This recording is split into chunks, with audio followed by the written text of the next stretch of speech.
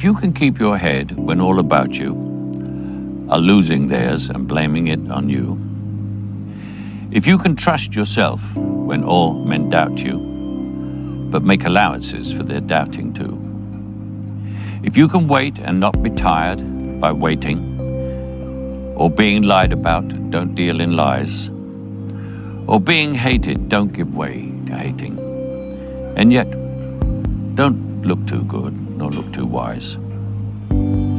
If you can dream and not make dreams your master, if you can think and not make thoughts your aim, if you can meet with triumph and disaster and treat those two impostors just the same, if you can hear the truth you've spoken twisted by knaves to make a trap for fools, or watch the things you gave your life for broken, and stoop and build them up with worn-out tools, if you can make one heap of all your winnings and risk it on one turn of pitch and toss, and lose and start again at the beginning, and never breathe a word about your loss, if you can force your heart and nerve and sinew to serve your turn long after they are done, and so hold on when there is nothing in you except the will which says to them, hold on. If you can talk with crowds and keep your virtue, or walk with kings nor lose the common touch, if neither foes nor loving friends can hurt you, if all men count with you, but none too much, if you can fill the unforgiving minute with 40 seconds worth of distance run, yours is the earth and everything that's in it, and which is more, you'll be a man, my son.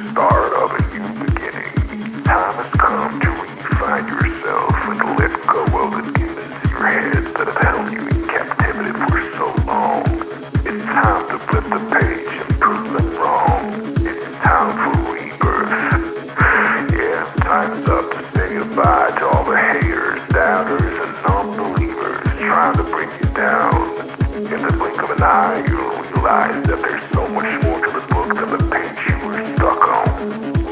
Finally, you will feel free to live a life you love living instead of the life you think other people want you to live. Remember, you're the highest authority when it comes to knowing what you want and what you love. So stop trading yourself for the approval from others. Ladies and gentlemen, weirdos and geeks, please repeat after me. I don't give a fuck.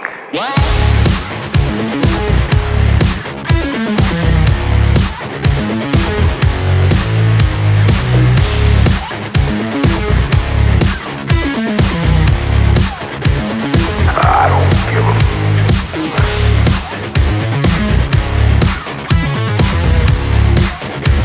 I don't give a fuck.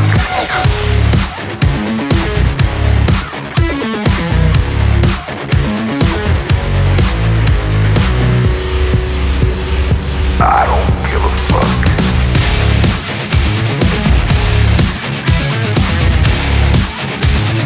I don't give a fuck.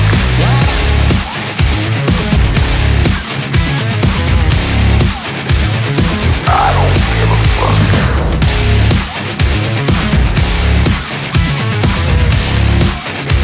I don't give a fuck.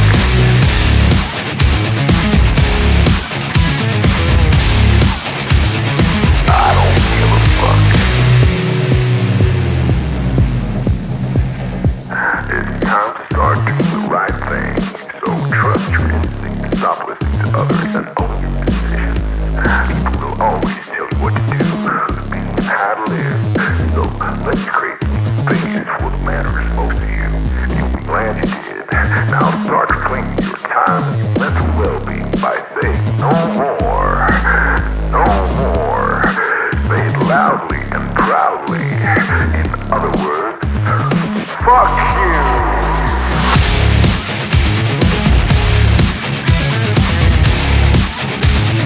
I don't give a fuck.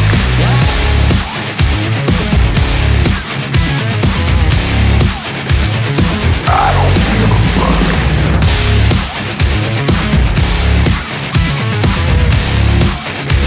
I don't give a fuck.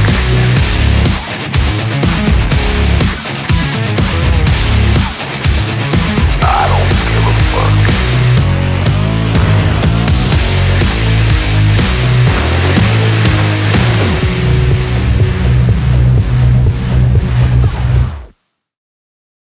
Target acquired. Eagle 1, first strike. You have permission to engage the target.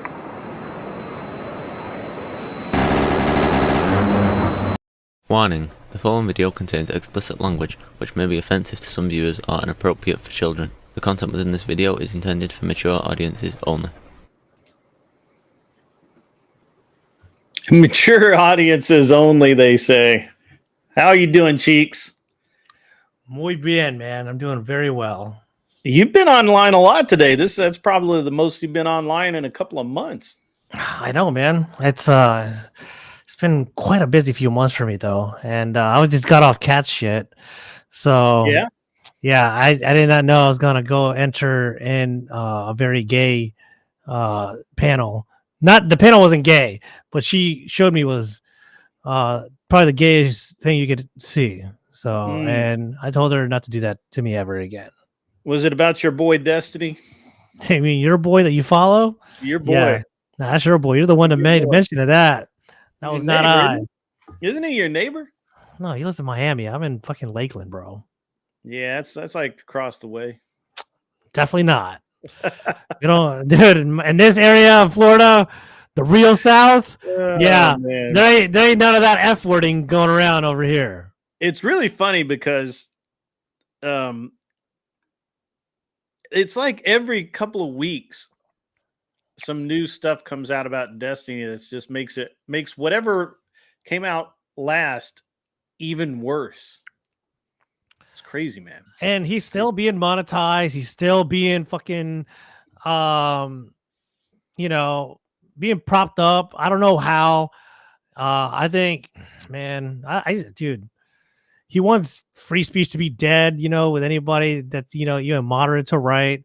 like so much for free speech on his behalf, whereas we have, people on the right, even moderates, that always want to debate him and just to put him down, which everyone does so elegantly well, and yet he wants everyone to shut up, and he shows no respect or no remorse or caution towards any kind of, in regards to suffering any consequences for his, I would say, lack of accountability that he holds upon what he says.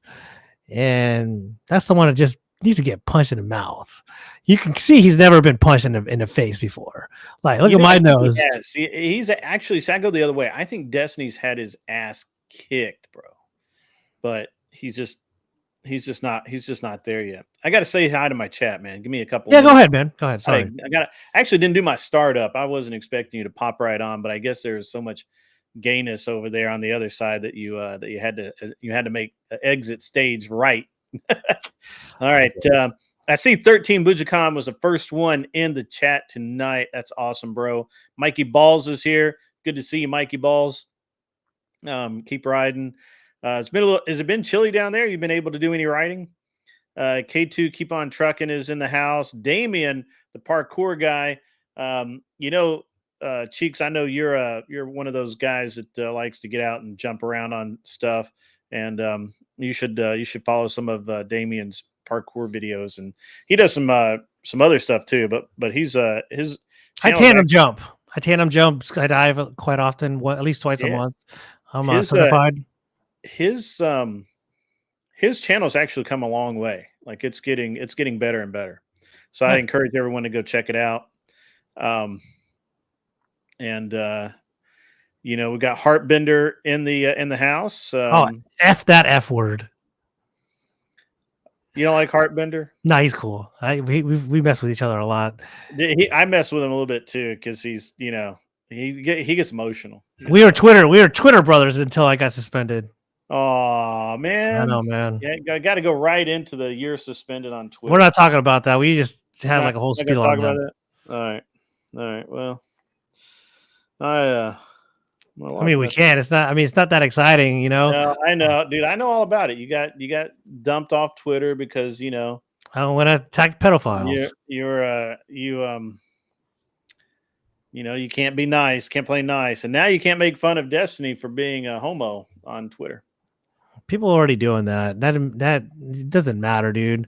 There's still some wokies and lefties, that are still, monitoring that crap. But it wasn't the leftist that really. Well, I mean, yes, it was a leftist, but not a developer. It was a massive reporting that they did on my account that fucked me, dude. That mass reporting stuff is getting out of control. It's happening on YouTube more and more often too. Really? Yeah. We were just talking about that a week or two ago, how it's really like, I guess, at least on YouTube, you can kind of see who does it, and there is some, I would say, you can't go after them per se, but you can tell all your friends who went after you and all of that. So, and those people get shamed more or less publicly. So I think that's important, right? Yeah, I went after the leftists, and it so happens, Destiny was surprisingly, coincidentally, was part of that, pedo thread that I created, and it gathered so much traction that all these pedophile savers, pedophile white knights came after me. They used to even threaten me and all this shit. And it was, it's whatever to me. I get threatened all the time. Sure. And so, but and all of a sudden, like a few days later, I'm suspended. I'm like, are you serious right now? Now I've already gotten like 2 strikes at this time, maybe 3 strikes. I've been temporarily suspended so many times, I kind of lost count. And there were bullshit ones too, obviously. And then this one, it was such a bad, because I attacked what you call maps. You know what that stands for, right? Yes. That's what the freaking leftists call these pedophiles. Minor attracted persons. That is so bad. So, I know, right? Like, this is terrible, gross, cringe, gross, illegal. Like, why these leftists just come up and make up the most disgusting things legal to legalize and like normalize, and yet I'm suspended for attacking them. Fuck out of here with that bullshit, dude. So yeah, see, I don't know because I'm not, I barely use X. Like, I was very heavily on that, dude. I was I know, very, very I know heavy you on were. that. I know you were, but I just, I barely use it. I don't get it. So I really don't get anything out of using X. It's just, um, I don't know. It's kind of garbage. So, but so what else has been going on, man? I know that you were restructuring your business. I don't know if I think maybe you told me you were like closing one down or changing things up or whatever you were doing. How you doing, not at man? all. How you I've been living? great. A lot better. September is probably like the most stressful month I had in quite a few years. So I told my friend last year he started a new business venture with real estate, and I'm not gonna get too heavy on that, but I'll just give out the basics on it. And he started this thing called slow flips, and when I heard about that, I was like, yeah, it looks like a scam. Don't get me involved in that bullshit. I said, Right. I'll wait 1 year until you're in. And I trust him with everything in me. He went all in. Now he's pretty damn successful. I didn't just ask him, like I had to actually ask him for his stubs, his banking statements to see how real it was. Because we trust each other like that, I know he's already doing pretty well, and he's like my brother. Sure. And so when he showed me the receipts of everything, I'll go, okay, I want in on that. So I started my thing just a few weeks ago with him because I had to make enough money for myself to accumulate enough capital with my small cyber business. And now I'm about to start doing the slow flip business myself. Now, what is a slow flip? That's what I'm going to give you guys a short explanation on that. You can give me the lowdown. I'm going to give you the lowdown. Slow flip is basically you buy houses and then you get a tenant buyer to basically like an actual flipper for that. What I do is I'm basically the financier for the person that's the what you call a tenant buyer. They basically buy the house from you on a contract for 30 years, kind of like a mortgage, except you don't buy nice houses. You buy like houses that are not worth more than $30,000. Yeah, I've seen this. Yes. So you buy distressed houses. You don't really do anything. We don't do anything to them. Exactly. We don't do shit with them. You write a contract to a guy who exactly gives you for 30 years, like a mortgage. He gives you, the deposit of like $2,000-$3,000 down. Contract, for it's just like 30 rent. years. It's like paying rent, But how I gave him the money that, like, say we're just gonna say $30,000 for it as an example, right? What I loan him that $30,000, but that's not my personal money. That's from a private lender that I get. Now, what he gives me and what he gets in return, the private lender, is 12% interest rate. You're not going to see that in the markets or nothing of his gains, right? And that's a 5-year contract that I have. Yeah, with that it's private just lender. a tote to note. It's tote to note houses. That's but the thing is, I'm not in real estate, but real estate is the business. I am just a bank for the tenant buyer. So with that tenant buyer, he's locked in with me for 30 years, whereas I'm only locked in, and I set the price for the 30 years, by the way.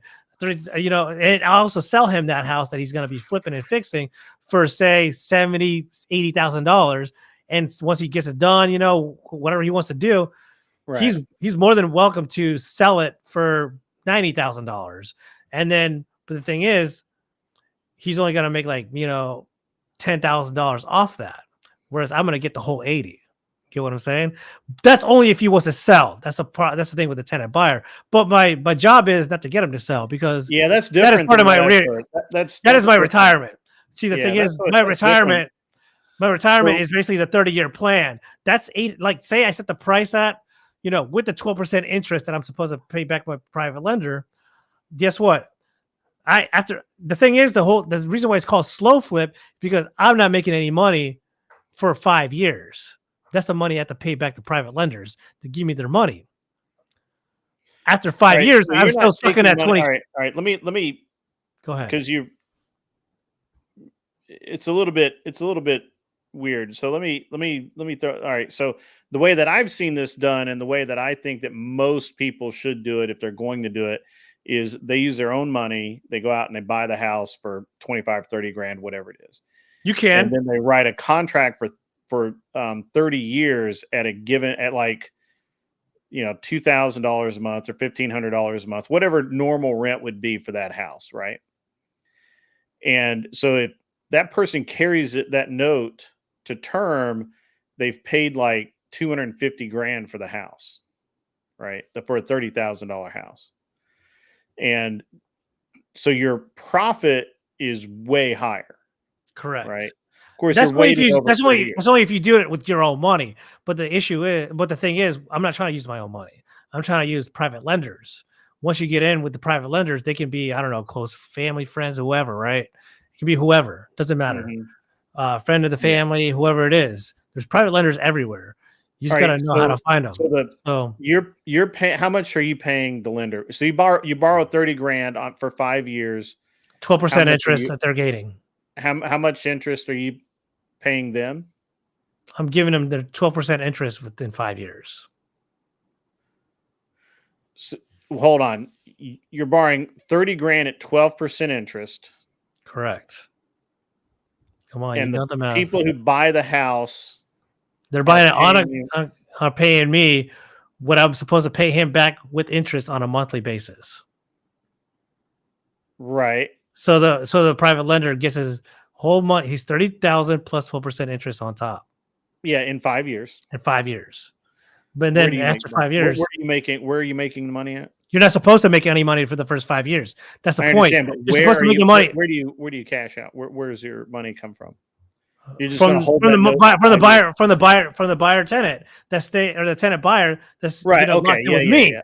I get it. Yeah, so after 5 years, that's my money. You're not making any money until 5 years. Until after private lender. Yeah, so that's okay. That's why it's called slow flip. I have a real estate fund now. Yeah. Yes, I've been talking about it, so it's not a big deal. But so my wife and I and some of her business associates, and just people she went to school with and things like that. So we decided to start a real estate fund or company, whatever. And the goal originally was to raise $5 million by I don't know, like this time next year. We're already at 3 million. We're going to buy 50 houses in the Columbus, Ohio area. So and obviously we rent those houses. Some will be sold, but most of them will be rented. And if you look at it, this is where I think that the math on the 30-year gig is fucked up. It's too slow a burn for me, and there's not enough profit. Because if I keep the house, let's say I buy a house, I bought a house. We close on it on the 30th, right? Like we take ownership on the 30th of December, and we paid $210 for it. Okay. And we'll rent that house for about $2,000, maybe $2,400 a month, depending. We're going to sell the house in 4 years, depending on the market. It could be 3, could be 4, could be 5. In the meantime, we've made, right at, $25,000 a year, right?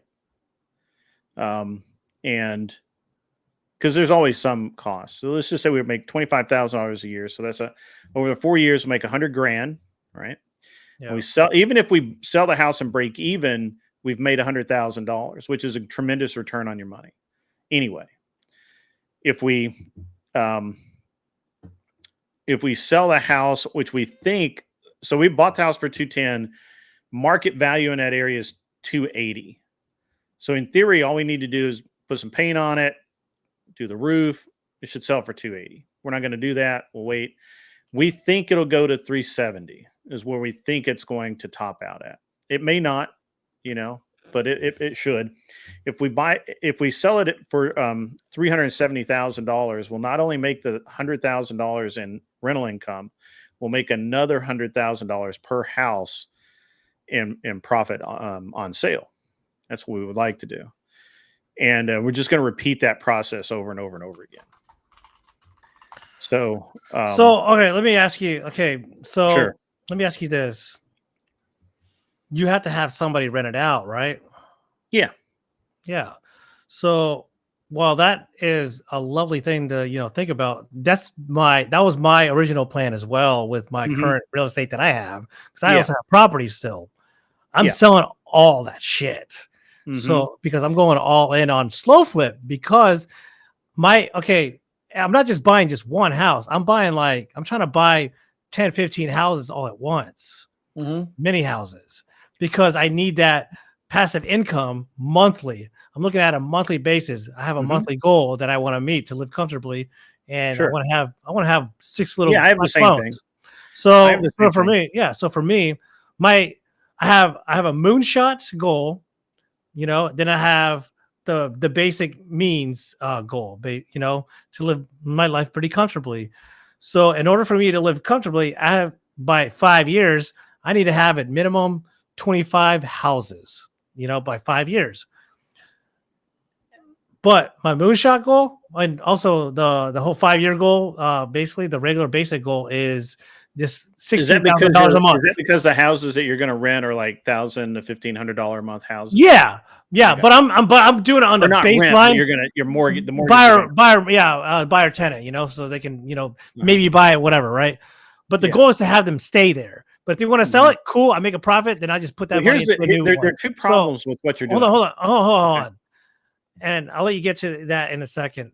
So what I do is basically my goal is to live comfortably at $16,000 a month.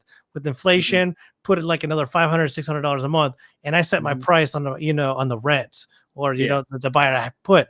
That's what I set, as well as whenever me selling the price. Yeah, I bought the place for $30,000, $15,000, whatever, but I sold it to the tenant buyer for $60,000, $70,000. That's the whole point. You guys exactly.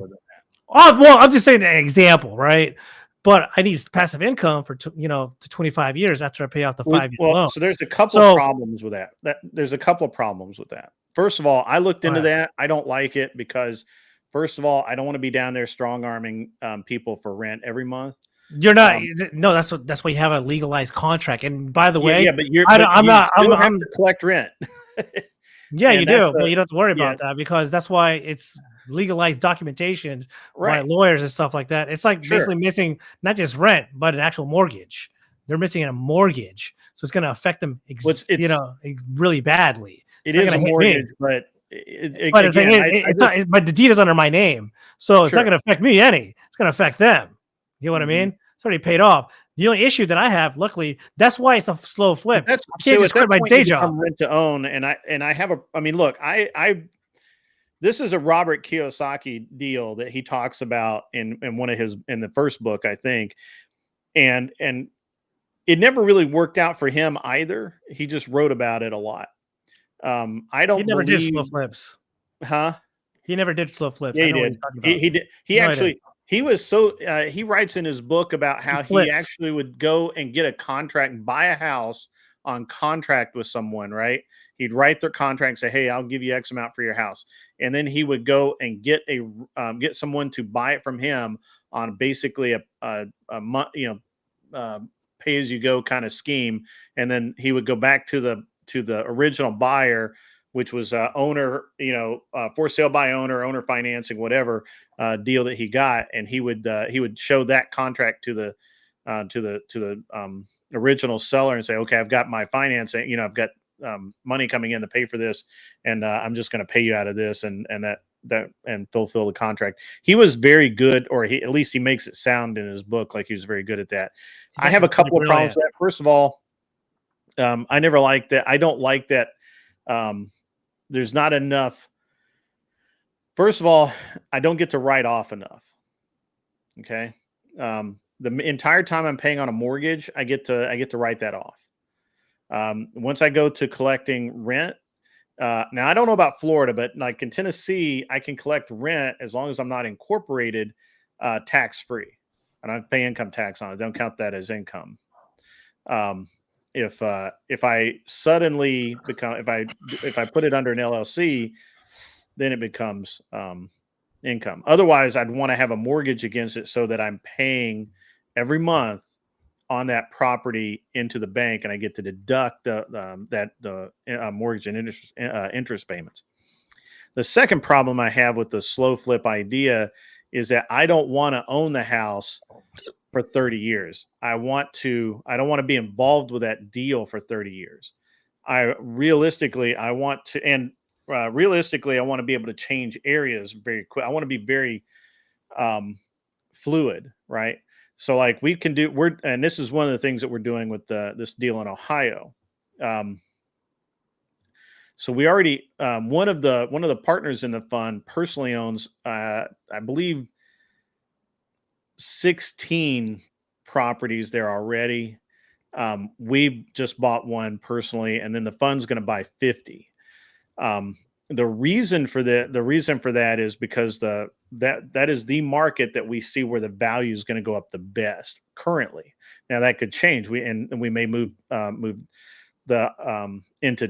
3 years. It may be Texas might be the right market, or Michigan, or Florida, North Florida, or South Georgia, or wherever. It doesn't matter because we're very fluid, and we're going to be pulling that money out. Yeah. The second thing is this is for the fund. It's not our money.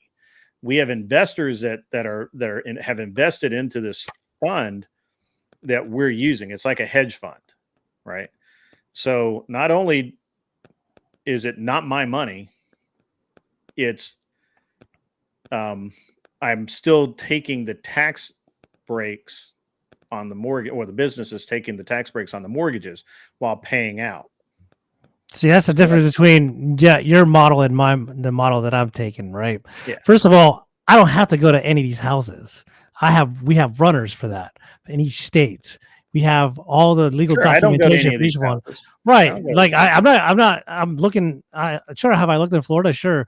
But my target right now is like St. Louis, Missouri area, the Midwest, where the weather ain't so bad.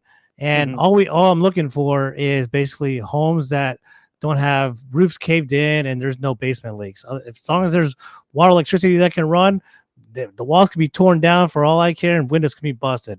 It's just basically, it has to be, livable in some way, shape, or form. Care how dirty it is. That's not our duty to go ahead and clean that up, because, like I said, we're the actual financiers. So the issue that I have is with what you're doing is you're getting money from actually lenders, like loan banks and shit, right? No, I'm not fucking with that. If you are doing private lending like me, then you have an actual legal contract binding you to that private lender. And it's not going to be just willy-nilly. We're not doing. Hold on. Now you're making some assumptions. I am making assumptions. You can correct me after. That's fine. Yeah. All right. So you can go ahead and correct me on that. That's fine. I didn't say I was correct, by the way. Yeah. So with me, I after the fact, the thing is, you have to worry about actual renters, even if someone has to, be in these spots. Me, I already own the place with my own deed.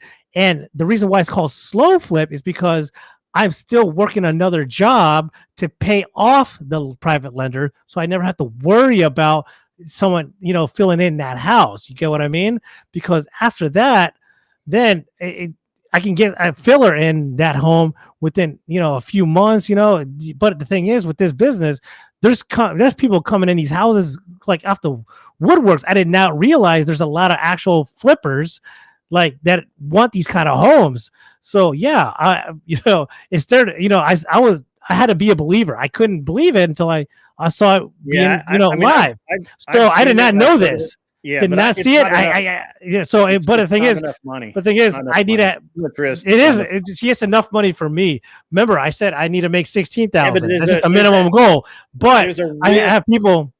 There's not that. The only risk that I have, the only risk that I am willing to take is basically the private lender. That's it. After that is gravy. Now, here's the thing, though.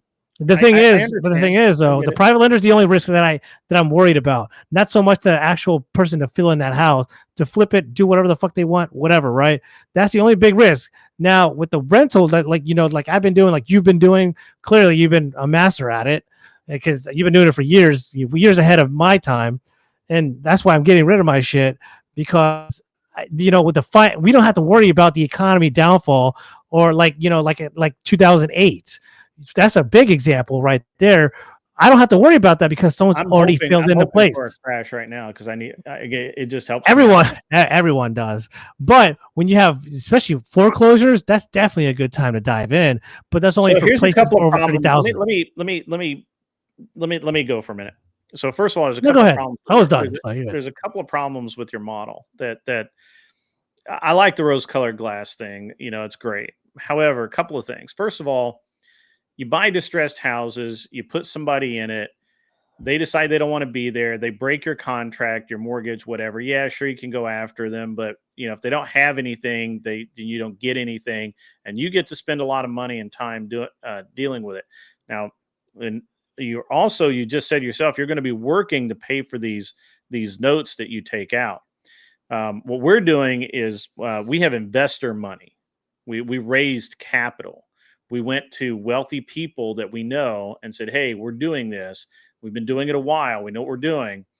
And if you want in, it's a $75,000 minimum buy-in, right? And again, it's good. It's a good enough setup that we had actually only anticipated raising about $500,000, and we're at the $3 million mark. So if you want, I want to ask you, I don't know if this is a personal question, but go ahead.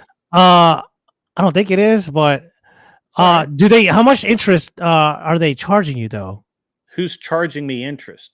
The private these investors don't get to pay. They're not lending money. Oh, that's right. Yeah, they're investing. Like, okay, you keep going back to this lender dynamic, right? I mean, that's what we do. That's the thing. That's the difference between our model and you're going big. Me, I'm thinking small, but in quantity, right? Not so much. You're looking at quality. I'm looking at quantity. I'm looking at quantity, and I'm looking at realistically.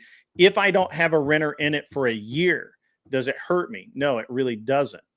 Now, I don't make as much money, but it doesn't hurt me, right? Yeah. Because what I'm looking at is the natural value of the house going up.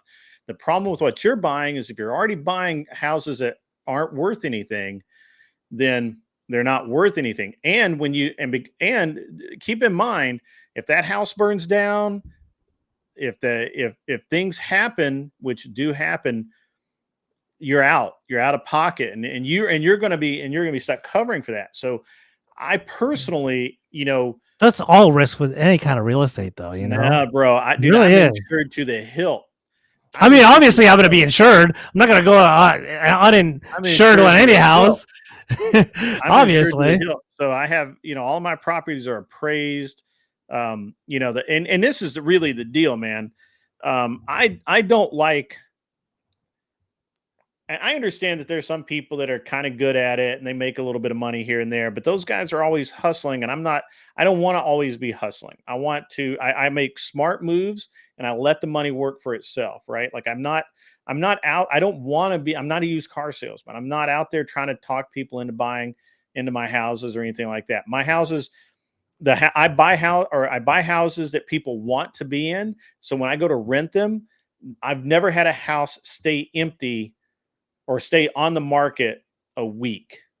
Yeah. Once I start finding people that, I'll have it out there. I usually look around at the comps, whatever is comparable in the area. I go $100 cheaper a month. It feels like that. I never have him. And I usually have 5 or 6 qualified candidates that I'm able to look at and say, look, these are going to be good tenants. And I put those people in there. And so there's no problem.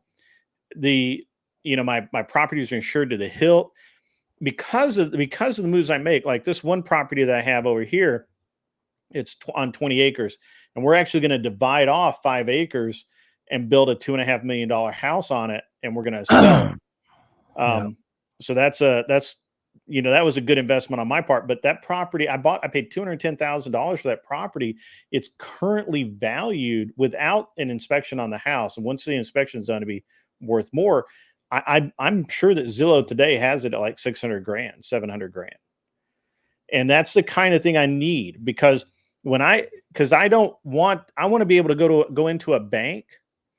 And if I really have a problem, if I really need to build something, if there's an opportunity that I need to act on right now today, I can walk in and they give me money like that, because everything I own is worth far more than I paid for it. And everything, not right now. Right now we've got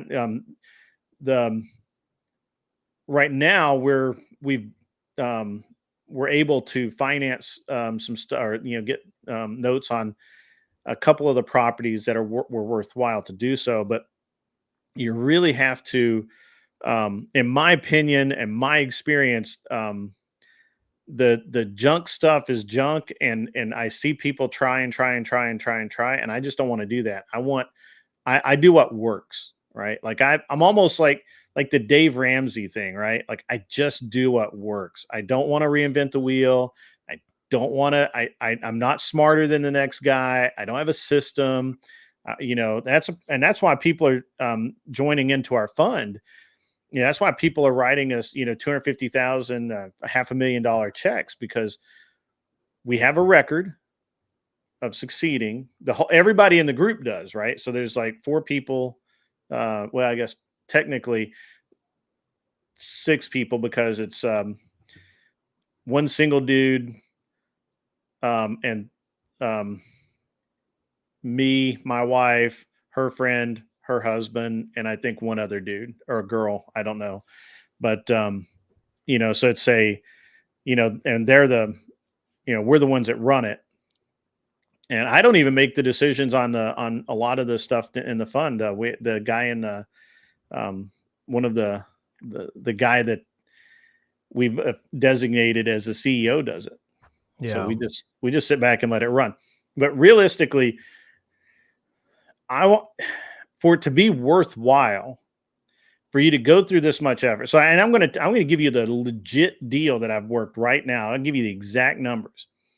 I put $66,000 down on this house for 210 grand. I'm going to probably put another 15 to 18 in it to make it pretty. It's a $210,000 house. I can literally sell it the day I finish it for probably $280 and put a few bucks in my pocket, right? Not much, but a few. I keep it for 3 years, and I'd love to make 100 grand out of it. And there's nothing you can do with as low a risk with as high a return. You're not going to make $100,000. Here's the thing, though. You are doing the actual fixing. I ain't doing shit. That's not my job. Well, I'm not physically doing it. Obviously not physically, but you're still putting in money into that. I'm not doing that. That's a big difference. That's not my. Right, but I'm also not letting people not put money into it either, because I need the house to improve in value so that when I sell it, I get money out of it. I honestly don't care if anybody lives in it. Yeah. Well, see, because I'm playing the property value game. See, right? I don't care about that like you do. That's the thing. I understand, but because of that, over 30 years, you're gonna make let's say that you do and I can't do the math in my head right now, but let's just say that you do. Well, I almost can. So let's say you do 20 grand a year, or 20. Yeah, let's say you do 20 grand a year over 30 years. That's pretty good, right? Dude, I'm trying to make my minimum for monthly is 16,000 a month. On a house, on a single house. What do you mean? Like to sell it? No, if you rent it, right? or your mortgage is whatever your mortgage that you're charging those people is. Oh right? yeah, I would say for like one house I was just gonna shoot for the low end. I would charge them like what's the numbers you're seeing from your buddy? Oh, dude, he's fucking astronomical. No. I'm talking about what the actual payment is that he's getting paid by the people who own the house. I'll just tell you one house. I'll give you like one of them. He's like one house, like $1,300 a month with $3,000 down. $1,300 a month. So let's call it $15,000 a year. Okay. Yeah. So $15,000 a year times 30 years. That's only one house. He has 28. Right. I understand. I'm just taking one deal at a time. So that's a lot of money over 30 years. Right. First 5 years, it's not yours though. Remember that. Yeah. Who cares? I don't care about that. Yeah. It's a lot of money over, 15 grand a year over 30 years. That's a pretty good chunk of change. Right. But 15 grand over 5 years is not $100,000. Okay. So the house I take possession of the end of December, in 3 years, I will net at least $100,000 and probably closer to $200,000 off of one house. And we're doing 50 in the area.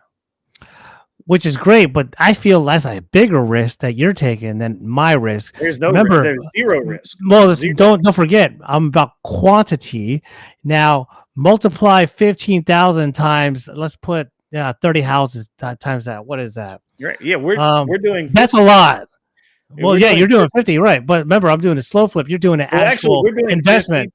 You're doing the actual investment. You're doing hardcore investing. Like even if you lose a few $100,000, you'll be all right. That's a big risk. It's not a big risk. It's a much lower risk. I promise you, it's a much lower risk. Times 30. So I'm looking at, say 30 houses at $15,000 a month on a low end is $450,000 a year I'll be making. That's I'm pocketing. After taxes, probably like maybe 350, 375. All right. That's not bad for the rest of my life. That's not even including my disability that I get from my Air Force days, my retirement. It's so for the next 30 years, assuming everybody pays. Correct. So that's not a bad trade-off, and that's just the low end. That's just my minimum, my minimum like that I'm setting at. Yeah. Again, I mean, so I'm playing. My goal is $70,000 a month, though. Yeah, my goal right now is I'll be honest about it, right? So we're going to do the fund. We're going to have the 50 houses. We've got some investors. So the money gets split. So I don't make, as much as I want to, but there are 50 houses, right? So it's a lot. It's a lot of money. And the investors only get back X amount. I mean, basically, they just get their original investment back where we keep all of the rest. Anyway, they get their investment doubled and we keep the rest, basically, which is good for them. Fantastic. Double? Fuck yeah. Yeah. Good for them. Better for us, right? Yeah. So, and they like that because it's a low risk, high yield. You're not going to get that kind of money anywhere else. It's just the way it is. We're also doing our own deals. Like we're doing this house that I just told you about. We're also looking at doing a flip, maybe 2 every couple of months. So if I do a flip, right? So, and my target for every flip is about 30 grand. Now my true target is 100, right? I want to buy a house for like 100 grand. I want to put 10 or 15 in it and I want to sell it for 210, 230. That's what I want to do. That may not be possible every time, but that's kind of my game plan. But even if I buy it for 110 and I put 30 into it and I sell it for 180, I still make 50 grand in a month. Yeah. Right. Give me a second. I got to take a piss real quick. Yeah. All right. Sorry, guys, to go into this. I know that we're probably bleeding listeners right now. But it's sorry about all the financial talk tonight, guys. I didn't realize Cheek was we were going to talk about all this. But it is a good topic. I've seen that slow flip thing before. It's just never appealed to me personally. I think it's a I think it's not enough money, and it's too slow. I like money, so I like, and I'm a dynamic person, and I just, I couldn't, I don't know. The potential. Right. You feeling Sorry better? I've been holding that since the last stream that I did with Kat and all of them. Yeah. Anyways, so another thing is you have that capital. I do not. I'm starting low. You're already shooting for the stars, right? That's why you have all these investments coming in. Yeah. My plan is to get to that level where I will be doing a $250,000 investments like that with my own cash money. So I don't disagree or even take away what you're doing, not at all. But you're just completely dismissing my output. No, I'm not. I just don't like the risk. You don't like the business model, right? All right. So it's too much risk and not enough reward for me to get really interested in. And well, the thing is, it's not rewarding because you're not getting paid shit for the first 5 years. That's why it's called. It doesn't even matter for the first 5 years. I'm still the problem with trying to collect effectively. Dude, I have all these documents I could just show you, but I'm going to do it another time. Dude, I'm new to this. I'm familiar with this, man. My problem with that model is, and the reason I've never done it is because, it's cheap to get into, but you have to collect that money every month, bro. And even if you hire somebody to do it, they're going to first of all, they take a cut of it. And second, if they can't collect it, they can't collect it. And so then you got to go to court and then all of these other things. And I just don't have the patience to deal with it anymore, first of all. And second, every dollar that I lose, I get pissed off about. Like, basically I've had 2 bad tenants in the past 12 years, and neither of them cost me more than 10 grand total. If you have somebody like in what you're talking about, the risk is so high that somebody's going to default because it's already a low, it's low barrier of entry. So it's really, really easy for them to default. They default. Sure. You can kick them out, but it could take a year in some places to get the foreclosure process done. And I don't know how it works because with you, it's not I guess you'd have to set it up as a mortgage. Well, it is towards the buyer tenant. Well, buying it off of me. Well, and don't forget, we're vetting these people with like a regular credit check. We're not just going to give it willy-nilly. It's closer to being like a contract, just like more like a car loan than a mortgage, but whatever. No, but that's the thing though. You're acting like this is too big of a risk when it's really not. It's just like you said. No, it's a huge risk. It's not too big. It's huge. No, not really. Huge. It's literally huge. No. I don't know.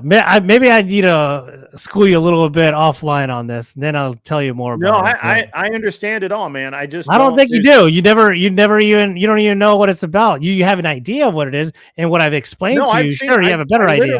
I actually just had somebody give me a whole presentation about a year ago on a similar. Who's that? Basically the similar. Who gave it to you? Who gave you that presentation? If it wasn't Scott, Scott, okay, then it doesn't matter. I'm talking to the OG on this, bro. Oh, okay. Literally, like he's the one that created the slow flip. Like 20 years ago or some shit.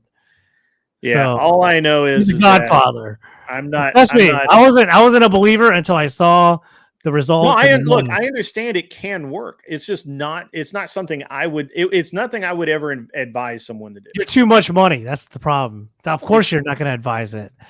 Well, it's not. It's a lot of risk for not enough money.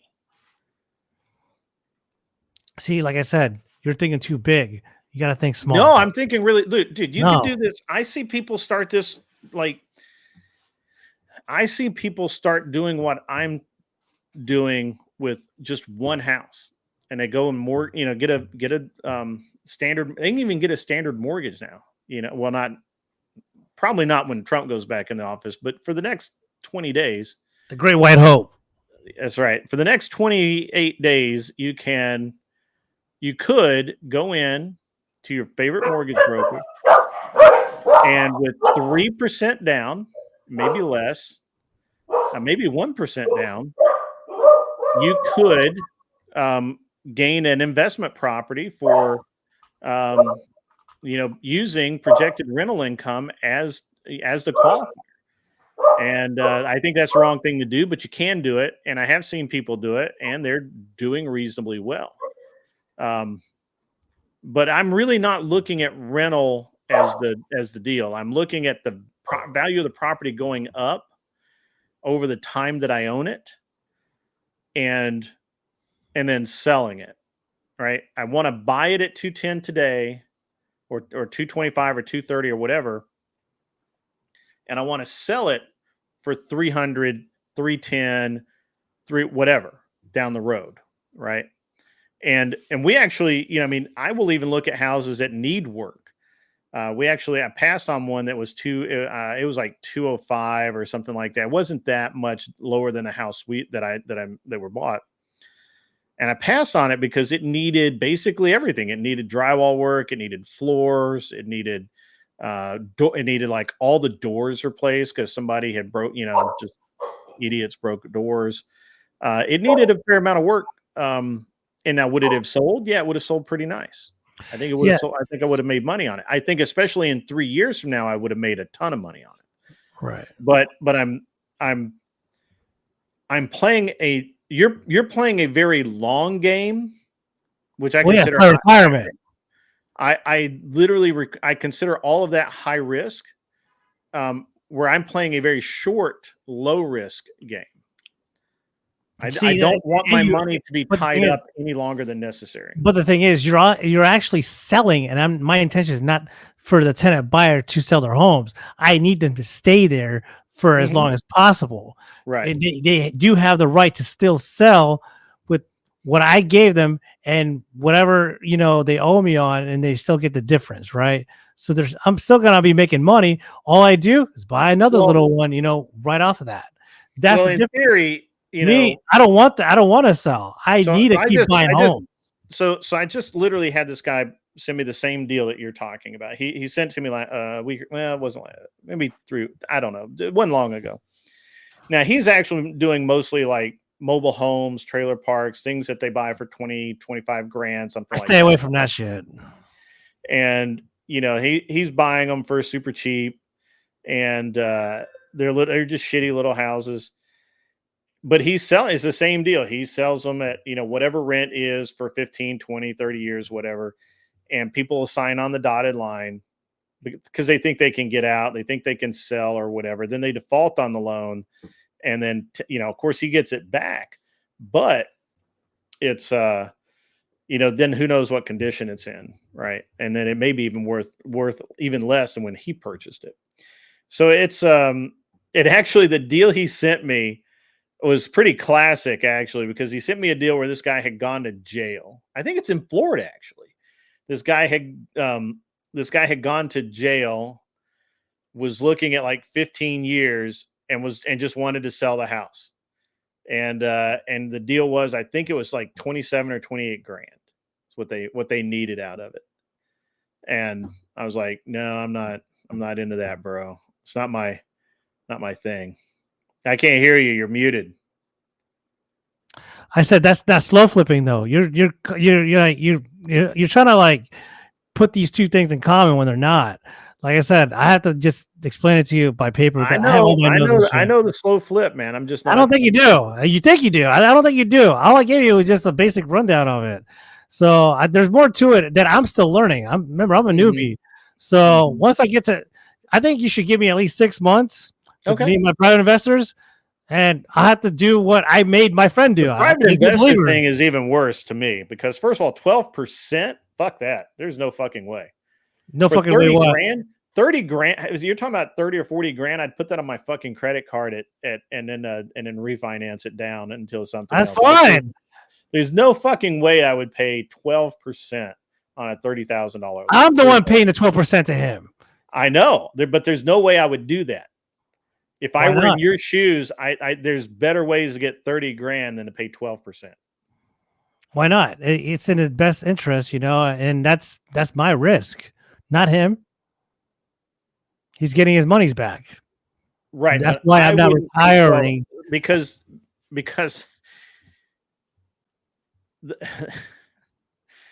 30K at maybe 5 or 8% over 5 years, dude.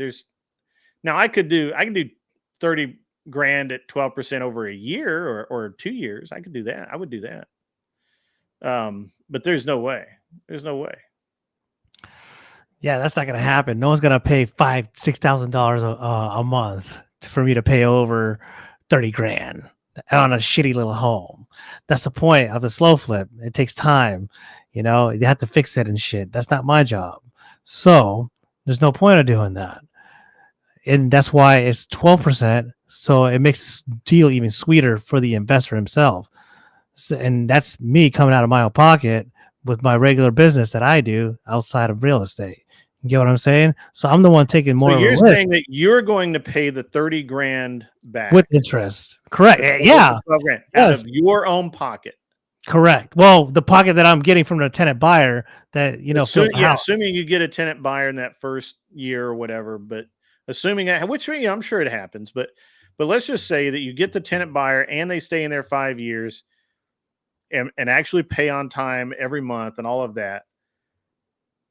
Then that's fine. I would have to me, it sounds like this whole thing sounds like a fucking scheme, but that's just me. I thought it was too, man, until I saw it. And I'm seeing all these interest build up. But I just private investor screams shakedown to me. I don't dig that. You can get money from the bank too. That doesn't matter.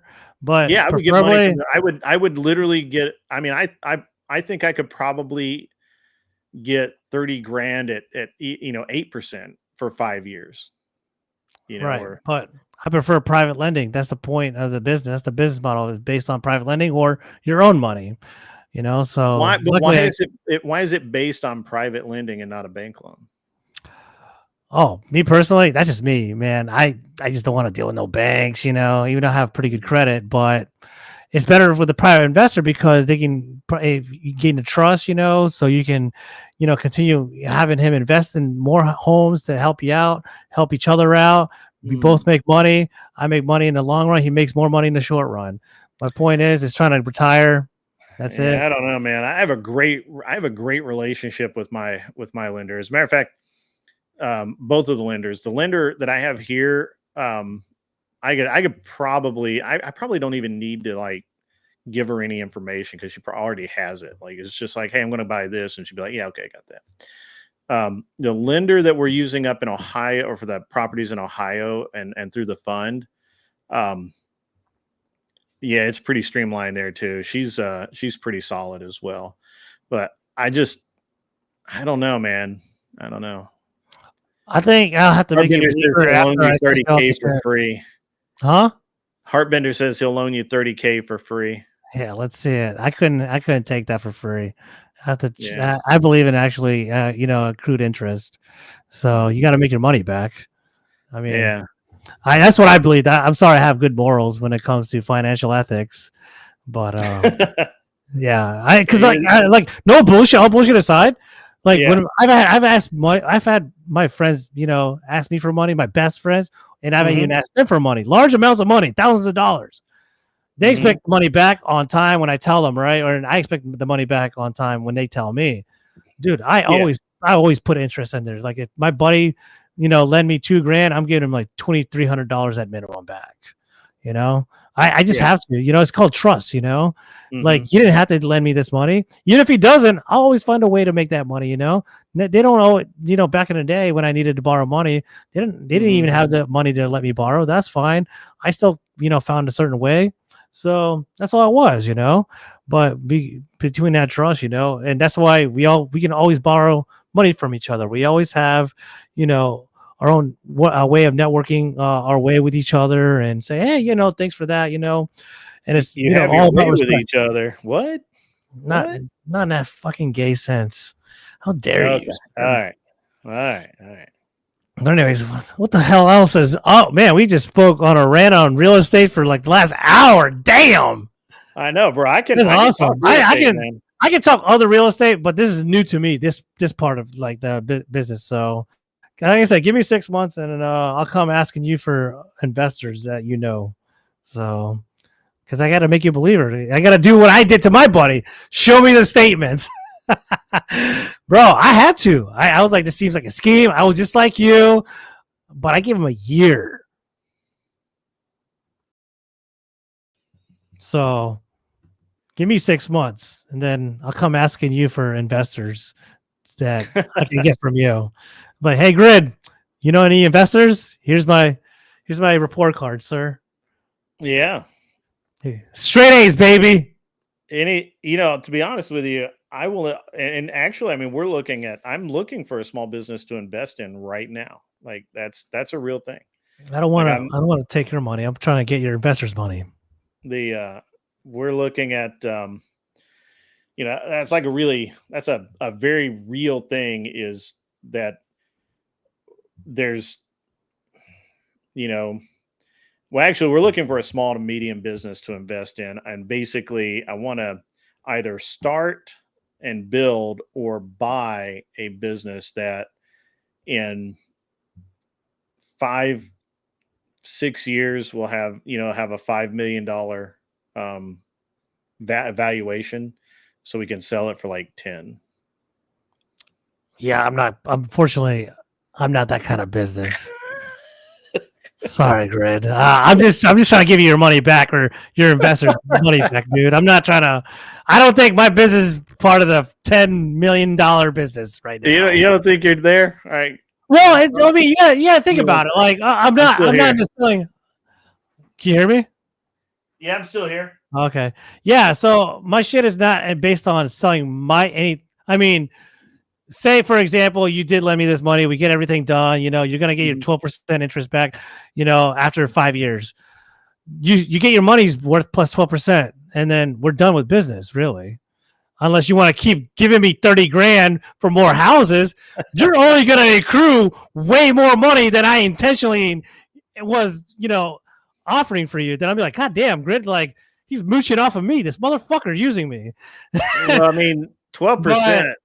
12% is so, a good deal. And this is one of those things where it's weird to me that your private lender is only asking for 12%, because when I loan money, I know, especially for like real estate or something, I know that everyone, by the time they make it to me, everyone else has turned them down. Like and I know that, like, that it's called a hard money loan, and it's, with me, dude, it is hard money. I mean, we're talking, 15, 18%, and it's brutal. But, by the way, 12% is the minimum. By the way, 12% is just a minimum. Yeah.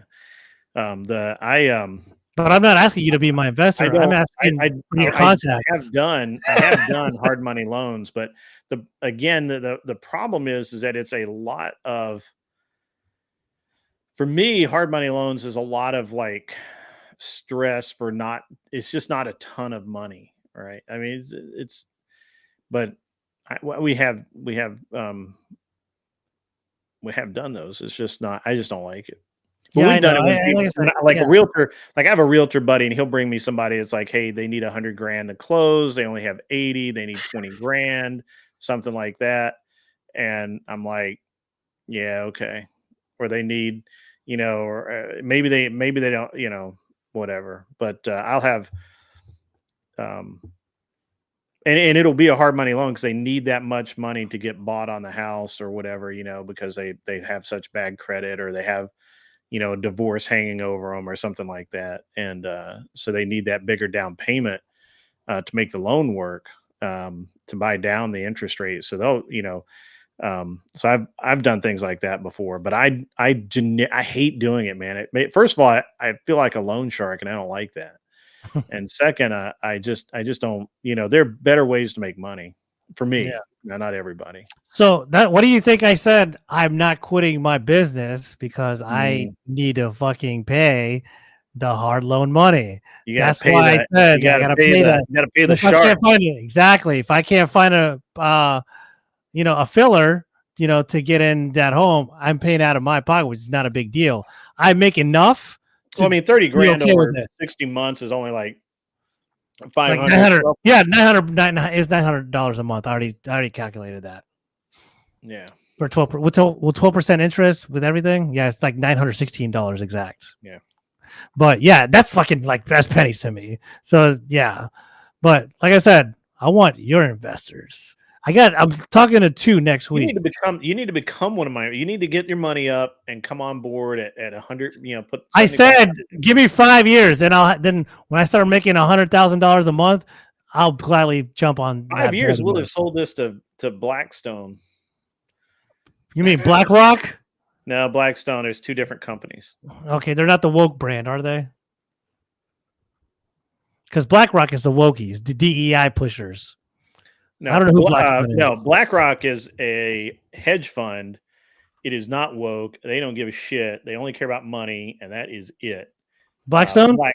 BlackRock is a hedge fund. They own a bunch of things, real estate included. Blackstone and Vanguard are two separate companies, and Blackstone is almost all real estate. Yeah.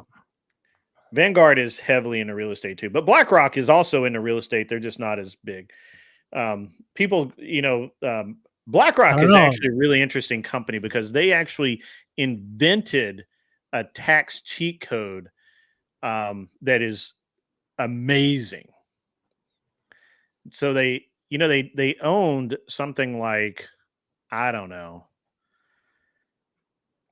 a couple $100 billion worth of real estate. So they claimed a $7 trillion loss against, I forget. We're talking about BlackRock, right? Yeah, BlackRock. Well, yeah, they've been investing all their bullshit in DEI initiatives and trying to meet up with their ESG scores. No. This is 2 years ago. This is before DEI. Dude, so they've been running DEI longer than that. By the way, they claimed a $7 trillion loss because of the housing market dive that it took in 22. So when the housing market took a dive, they basically said so first of all, the first thing they did is they said, okay, we have a $1 trillion write-off, right?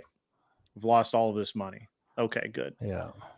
And then they also went to the loan companies and said, we're going to default on all these loans because the houses aren't worth as much anymore. And so we're just going to dump them all and we'll just take the hit. And the loan companies renegotiated most of the loans at a lower rate. So they were able to claim that as well through their as a asset restructuring. Then they had another thing where they actually made money on it too. They made money 3 ways on one loss. It was beautiful. I wish I had thought of it. It was just great. So yeah, it's well, before it was called DEI, obviously it was the ESG, which is still being implemented pretty heavily, and all these private equities and firms and shit, unfortunately, and government, definitely, military, industrial complex, all that shit. Yeah, so invest heavily in the military industrial complex. Invest heavily in that. Yeah, I fucking hate Tiki it. Tack, I see you out there, brother. I'm glad to see you in the chat tonight. You're stuck with a commitment to a project at a job. Yeah, I get that. Yet you really want to go back to the motorcycle job or your shop and turn it into something awesome. Dude, there's always time for that kind of stuff. There really is. I know that it seems like there's not, but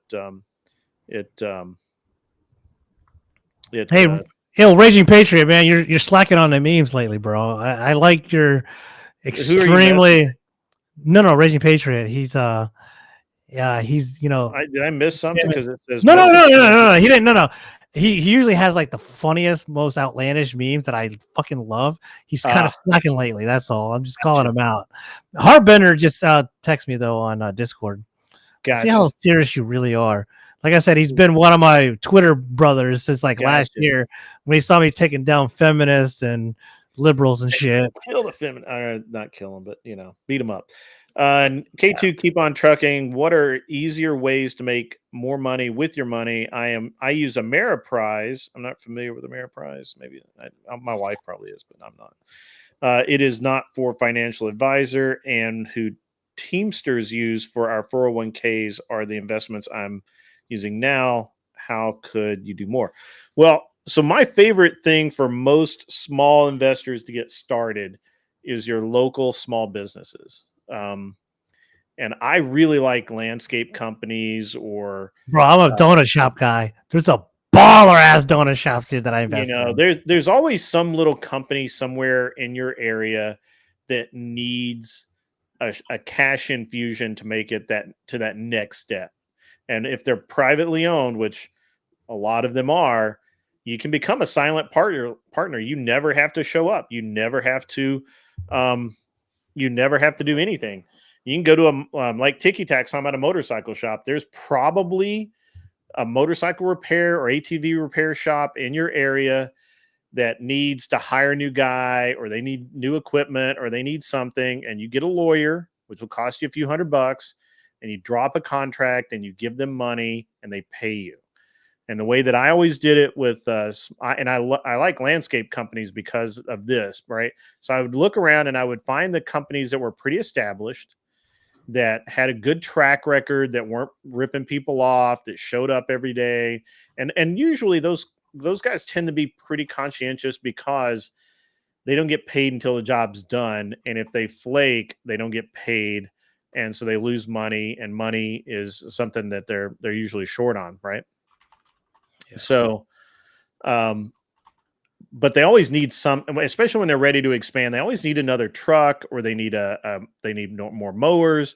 They need to hire a few guys or whatever. And what I like to do is I like to buy the asset, right? Like I'll buy the mower, I'll buy the truck, I'll buy the trailer, I'll buy the rack of weed eaters or whatever the fuck it is that they need. And that'll be in my name, but I give it to them to use, and they pay me to use it until they pay me out, until they buy me out of it. And a lot of times, I just take a percentage of the income, just like any other investor. And and when they get usually like the third or fourth year, a lot of the times those guys are ready to sell the business, and they built it up enough that they can sell it. And when they sell it, I get paid out and I move on my way to the next company. It's just it's a pretty easy process. And I always say that if you're, first of all, start local, start with something, not friends. Don't go investing in friends' businesses. That's the easiest way to fuck yourself and lose a friend. You don't want to be, because you have, a relationship with your friends. You definitely don't want to lose that. You don't want to lose a relationship with your friend, but if you've got, like I said, I like landscape companies. I like construction companies. I like door and glass companies, right? Like those guys make bank, man. They nail it down. Motorcycle shops to some degree, automotive shops. There's always a shop that needs a new, a new piece of equipment, or they need to hire a couple of guys, and those guys, they make money, right? They make a lot of money. And so I think investing, if you're going to invest locally, if at all possible. If you want to own something, if you're like, hey, I just don't trust people, and I don't want to deal with, being a silent partner in a business. I just want something that I can just put some money in and watch it grow. Well, go buy a house or a piece of land, and pay attention to the market for. I personally like to look over at least the last year or two of the comps, not what's happening today. I want to see what happened last year. I want to see what happened the year before. I want to see what the trend is, because like there's a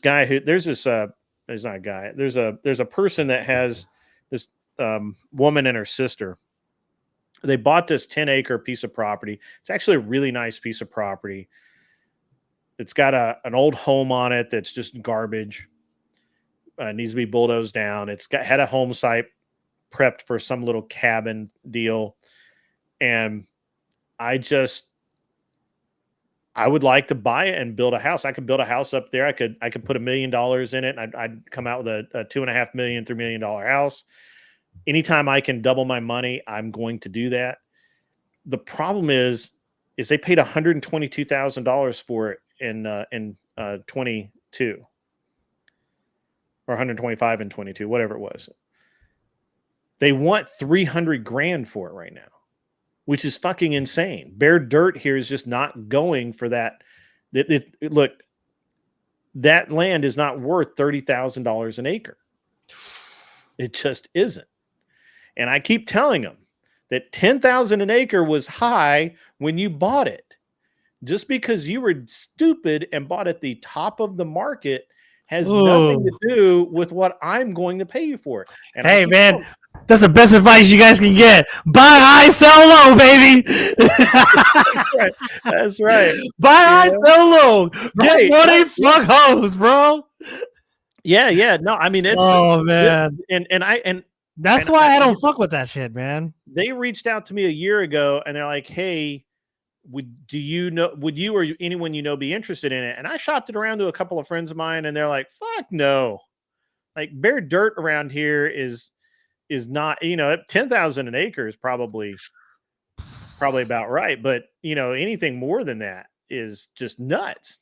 I have I don't know, like over here in Florida, I have I have land, I have 22 acres of land on a separate area away from my house, a few miles away. Yeah.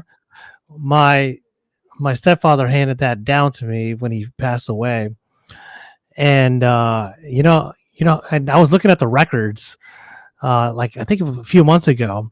Seeing I don't want to sell it because I kind of want to build my dream home with my 6 black babies and the mother of my children. You can't have black babies. You're Mexican. Oh God, you're so racist, bro. Anyway, I cannot help it. You're a wetback. Just own I know, right? Damn. Own it. So anyways, so back then, my stepdad, he bought that. It was like 30 acres. He already bought, he built his home with my mom there back in 2002, but he bought that land back in like 98, 99. And he bought all that land for less than like $30,000. Mm-hmm. You know how much 1 acre of land is right now in that lot that I own? No. We're looking, it's literally $60,000 an acre right now. Yeah. And I've already had buyers try and, have at it. I'm like, dude, I can't sell that. That's literally my legacy. I may, like, if I get desperate, with financial hard times, I may sell off maybe like 2 or 3 acres. Bro, yeah. I had 2 investors because they're trying to build Suncoast Parkway through that neighborhood. And a lot of people have not really boycotted, but they've refused to sign, the government or land position on people trying to put that, Suncoast Parkway through that. That's basically the one-way ticket straight to Tampa from my town. Mm. So that's what it is. If in case you guys are not familiar with, the Florida highways here, you have I-75 going up and down, mid, center Florida. Then you have Suncoast Parkway going up and down, but it starts from that neighborhood that I own that land, or like a few miles away, then it goes straight to Tampa. No, like nonstop. There's no lights or nothing. They expanded that from like 3 towns away when I left Florida back in 2005 to being in my town now, but not in that neighborhood. The reason why people are avoiding signing anything to build off that is because it's horse land. It's a bunch of ranchers, and this area is very known for horse country. Like, you have like top end, Arabic, Arabic horses and shit. Right. Yeah. You definitely are very familiar with me. I don't know breeds of horses, but I know people pay top dollar for the horses that my parents used to have a stable for. Like, we had a whole stable full of horses. My mom used to ride them. My stepdad, he just lended that out to all these multimillionaire people. Right. I did not realize how big that shit was. And basically, it's funny you bring up the whole like 1 acre of land. This guy can't even sell shit for it, I don't know how land is over there. Maybe because there's not enough commercial, zoning that they want to try and take over. Whereas over here, it's extremely demanding to, especially my lots that I have. Oh my God. People are trying to go overboard to pay for that shit. But I'm like, dude, I'm not selling that shit. It's not Yeah, gonna no, happen, I get bro. it, man. I get it. Let me answer K2 here. Yeah, go ahead. Thinking about buying a couple of used trucks because Yellow went out of business. That's true, they did, and put them in a few different shops with different drivers while I worked for his company. Yeah, so yeah, right. I mean, buying trucks and hiring drivers. So I had a buddy of mine who became a welder, commercial welder, and he had a welding truck, and he went around and he did ornamental iron, and he did steel in buildings and things like that. And I kept telling him the whole time, I'm like, you need to buy 2 more trucks, hire 2 guys, or have 2 guys lease those trucks from you and go start their own businesses or work for you for your business. Either way, doesn't matter. So you can make more money and not have to work harder. And he can actually then reduce his workload and still make more money than he was making. And that's it. He ended up doing that exact thing. He bought 2 welding trucks. Now let's just say 2 fully equipped welding trucks was like 80 grand each, right? And then the welders that went on top of them, those are like 10 grand or 15 grand. So, he was sitting on about 200 grand worth of equipment, but that it made him money every single day. Yeah, that's not bad. I don't do that's a Andrew thing, dude. I don't copy other people, bro. Thank you though, John. I appreciate it. Good to see you in the chat, bud. But yeah, I don't do that. And then let's see, the economy and fuel and everything went up so much. Yeah, but see, the thing is, it doesn't matter what the economy does, right? It's just you either make money or you don't make money. Either way, I don't know why he rated teriyaki. That's all right. Yeah, fuck it. We're probably, unless someone is really interested in investing shit, which is what we've been talking about. Dude, I boring. Which I love this shit. I love this shit because I'm always learning something new. I think that everybody needs to be more financially educated, man. I mean, I think most people just suck at money in general. Oh, don't worry about it, John. I sucked for a long time. And it took me when I started making my first, few hundred G's. I was like, oh, this is what it feels like. I was like, you're just like, what the fuck? Like, yeah, like, well, I was stupid. I was like making that kind of money at 28. What did I do immediately? I bought a Ferrari, and I was, that was a real puss wagon, puss magnet. That's what it is. Pussy magnet. So yeah, was I irresponsible? You goddamn right. You know where I stand at? No car now because I don't need one. What's interesting is that the only time that I owned a Ferrari was to sell it. I bought it because I knew I could buy it, keep it a year, and I could sell it for more than I paid for it. Yeah, I had a loaner. I mean, no, what the fuck is it called? Not a loan. A lease. There we go. Yeah, lease. Yeah. Yeah. So there used to be a deal where you could buy Ferrari, and you can do that. You can almost still do this with a Porsche GT3, but it's getting a little harder too. But you could buy the newest Ferrari or lease it. Either way, it doesn't matter. Keep it for a year or 2 years and sell it for more than what you owed on it or the payment, and go and then buy another one. I did that with 2 cars after that, and it worked great. I'm glad you brought that up. Yep. Yeah, I used to do it with dealership. Too. Yeah, you can sell it back to the dealership, another dealership, whatever. Yeah. You get way more money. I was like, what the fuck? I should have been doing this shit for years. Yeah, actually, there's a whole deal. There's a whole deal where so I actually had a buddy of mine, and he was about to get fucked, right? So he bought a new GMC black extended cab 1500, right? Mm-hmm. And it was loaded. It was a nice truck. He put some miles on it, and he was going to end up paying like $3 grand in overages, right? Because he is 10 cents a mile or whatever over, and he, so about $3 grand or whatever. And I'm like, dude, don't do that.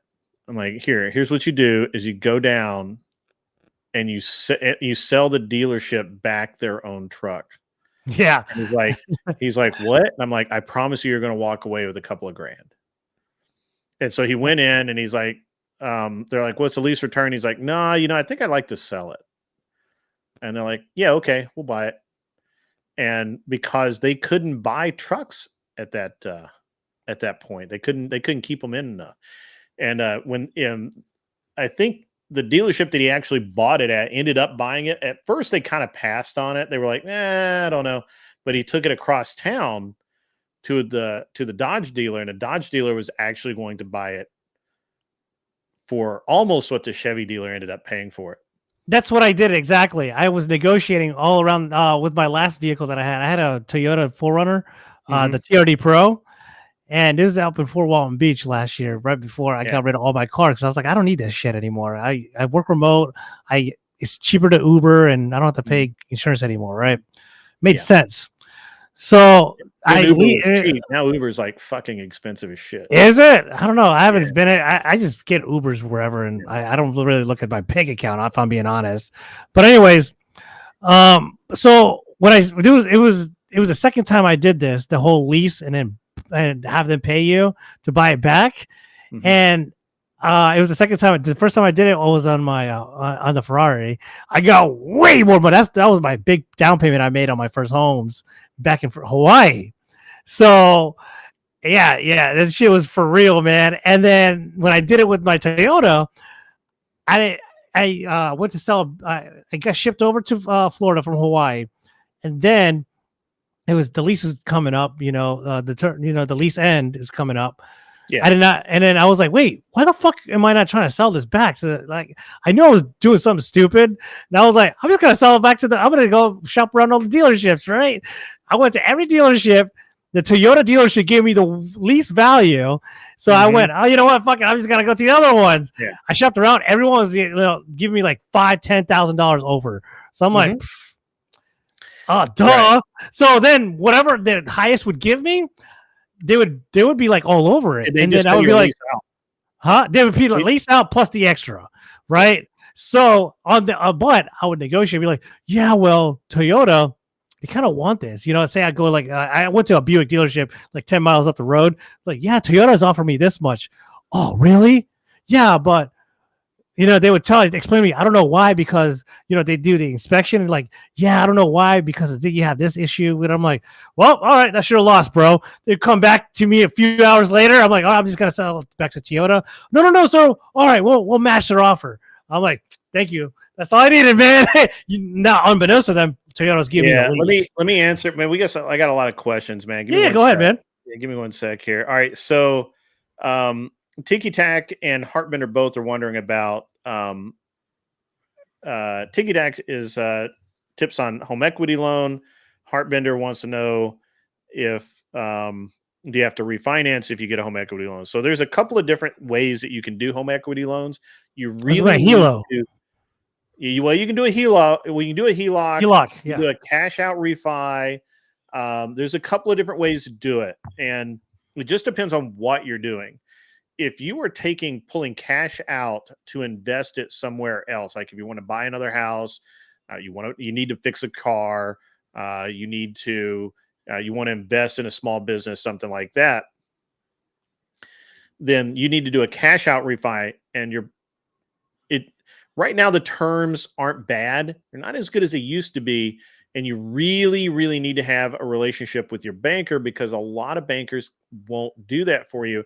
And your bank probably can't get you as good a rate as a mortgage company can, right? And by mortgage company, I mean, the specialty lenders that specialize in equity loans. So you have to shop that around, and you need to be really, really sharp. When you're listening to these people, you need to take notes, write down everything they fucking say, and then compare it. Because what'll happen is you will talk to somebody and they will tell you, well, it's going to be 7.5%, whatever, pay back over 30 months or whatever, whatever your HELOC is, and with no early payout clause. And then you'll go to your next lender and they'll say, well, we'll give you 7% or 6.75%, but there is an early payout clause.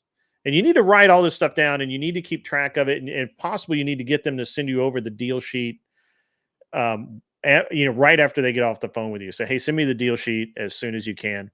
And you must read the whole damn thing. For sure. And also look at the market as well. If you want to do like any cash out refi, HELOCs, make sure it's at its lowest that it can get. I don't think we're ever going to see my interest rates right now ever again. Like I have a majority of my property. No, dude. Dude, my shit is at 2.25 on my house. Dude, we're gonna be below 2. You bullshit. I'll bet you $1,000 it won't. You know, people bet me that we wouldn't be over 7. And we did. I'll bet you $1,000 right now, live on air. We're never gonna see anything below 2 again. Okay, never. We'll see. Not anytime soon. No. And I want the Great White Hope to bring down interest rates again. Don't get me wrong. Well, he's going to destroy look, this is what's going to happen, guys. The economy is going to crater for the first 6-8 months of Trump's presidency because it's going to be a repeat of term 1. Trump came in, the economy cratered, the stock market, all the money flowed into the stock market. We're already seeing that. Look at what's going on in the stock market right now. Yeah, look at fucking what do you even call it? What's that crypto thing? Bitcoin. Yeah. Fuck. You look at where the money is flowing to now that Trump's been elected, right? Like all the money's been out of the market for so long, and now it's going back in.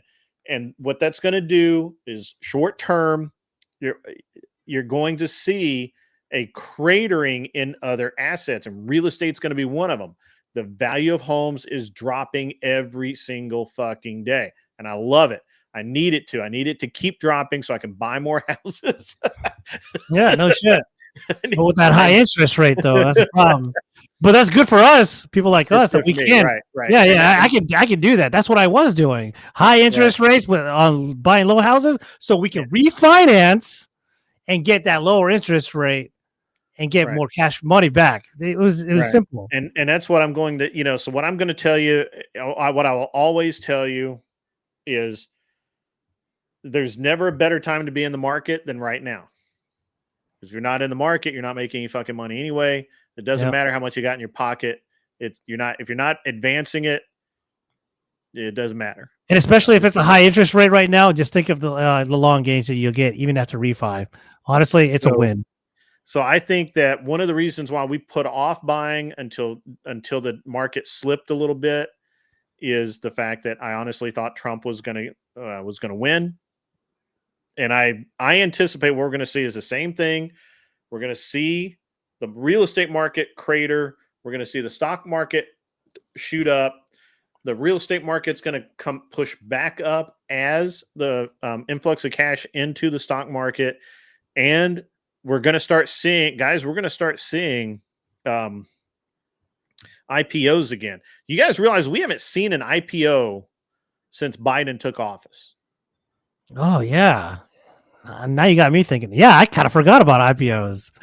Right. So you're right. I used to be all into that shit. Right. Well, dude, so we're going to start seeing IPOs again. Once the IPOs hit, we're off to the races. The economy is going to go fucking gangbusters. When that happens, it's going to drive the real estate prices down and then back up. That's why right now it's good to buy. And when that's I think crypto, honestly, I mean, if I owned crypto, and I don't, but if I owned crypto, I'd probably take profit pretty soon and wait for that retrace and then get back in. Because I personally believe that if you bought in at 50 and what is it today? It's just under 100. It's like 93 last time I checked. Yeah. Fucking insane, dude. So you're just under 100 now. I think it's going to hit 100. I think it might hit 110. If it hits 100, I would think strongly about taking profit and then push and then wait for it to push back down and then buy back in. Just because I think we could see crypto seriously drop. What we're doing now with crypto is it's mimicking again when Trump's first term came in. Crypto went way up. It went from like 20 to 30 or 40, and then it crawled right back down to 20 again. So I think I just don't know where I don't think crypto's gonna hold value long term. But if it were, I mean, look, if it were me, and look, guys, to be honest with you, I follow this, but I can't. Up until recently, I cannot invest in stocks because of my wife's job and the. I don't invest in any stocks personally. I've always lost money. I can't invest in stocks because my wife's job and the potential for insider information. So I cannot, and it's one of the reasons why I'm kind of guarded about what I say about stocks and Bitcoin and all that kind of stuff, because I don't ever want to have anything. I don't need an investigation. By the way, an IPO is initial public offering, basically private companies. Initial public offering. It means like when Facebook went IPO, it generated a shit ton of movement in the market. My personal belief is that crypto's been somewhere where we've seen a lot of growth just because of the excitement in it. I just don't know that it's going to have the staying power. But I would, if it were me, I would take profit around 100, and I would roll that. I would wait until Tesla rolled back down a little bit and get back in on Tesla and wait for Tesla to go back up and do the same thing. Shit, dude. Tesla, Google, bro, Amazon. Yeah. Those are the for sure's right there. Well, I mean, you can just trade the dips and do pretty good. So, but again, so IPOs are initial public offerings. There have been none since Biden took office. Zero. I literally just had to Google what was the last IPO. Yeah. Yeah. When it was when Trump was in office. Hold on.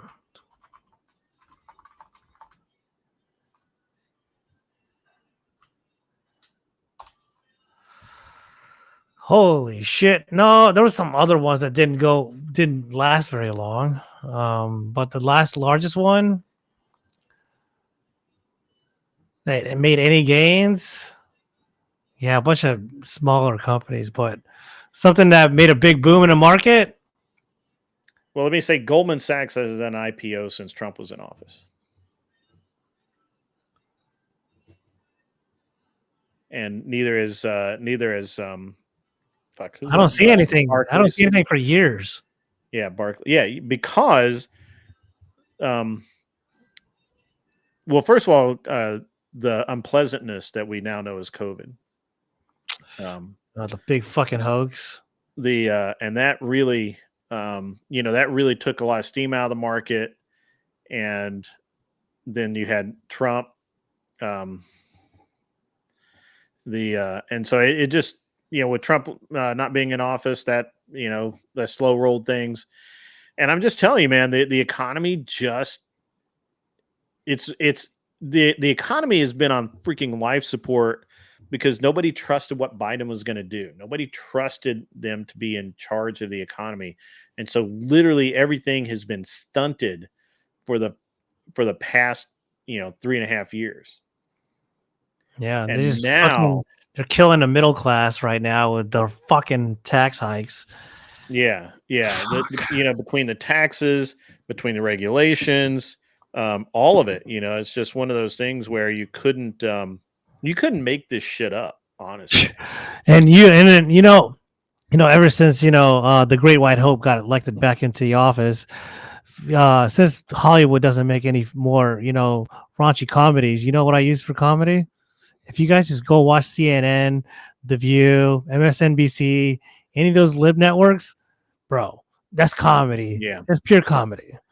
Honestly, if you guys don't know it, just go watch that shit for like an hour or two a day. Not only is that really good content to bring up, because I brought up great shit on my Rumble today simply by studying everything as MSNBC, CNN, dude. Yeah. CNN, they're CNN the alone were debunking their own selves without actually acknowledging their own debunks. I'm like, how fucking retarded are you, bro? Oh man, it was awesome. But hey, I'm gonna get going. I'm getting tired. I've been fucking running like crazy today. All right. Thanks for having me on, dude. Today was a good fucking chat with you. Fuck yeah, I had a good time. I learned quite a bit from your side of the story, I think. So yeah, get me in touch with some your lenders, though, man. I'd like to get to talk to them, and I'll have my binder ready. Yeah, man. Yeah, go make money, dude. It's important to be able to go make money, and well, I need private lenders though, so that's where you come in. You can give me some of your contacts. You need to make serious cash and invest in our fund, and we'll just we'll make you some money. I can't give you serious cash for at least 5 years, bro. God damn, 5 years. Give me 5 years. The buy-in might be a little higher, but we'll see what we. I'll have that money by 5 years. Believe me. All right. We're gonna hold you to that. 5 years, but I need small investors right now. Guys, give it up for Beaten Cheeks. Beaten Cheeks has been in the has been having a great time, and he hasn't been on very much lately. I haven't been on anywhere. So yeah, I know. So yeah, I've just been trying to do my own thing, trying to elevate good time myself. Anyways, I'm gonna probably have one more Rumble stream, probably in like another week or two. I'm going to Colombia on the 12th. So why would you do that? I just gotta get out of America just for like a few days, just to de-stress. Yeah. Okay. Yeah. Anyways. All right. No, don't judge me, bro. I'm still being an incel. Chill out, bro. I will judge you all I want. That's true. You will. Don't you worry. All right. See you, chat. All right, man. See you, buddy. Good. All right, man. Later, bro. Good to see all of you. Yeah. So, all right, guys. Well, all right. All right. I'm not really sure what is going on everywhere else, but hey, it's been good over here. Cheeks is gonna go hang out with Destiny. No, they're not in the same town. That's pretty funny though. I gave him shit today, but that's all right. So, all right. Well, don't even have. It seems like we're light a few members, but if anybody else would like to come up and hang out on the chill stream, that's perfectly fine with me. It'll be great. It'll be a good time. So if not, that's fine too. I will. I will take questions, and I will be glad to cover all of the cool things. My focus is off. It looks fine to me. Yeah, looks fine. Maybe you need to clean your screen, Cheeks. No, it does that from time to time, Cheeks. It's because I wear glasses. It can't see my eyes, and it messes up occasionally. I do actually have the Cine lenses to work all of that out. Yeah, man. K2, if I'm still on, you can come up. That'll be great, man. We'll have a good time with it. I was actually I'm really surprised that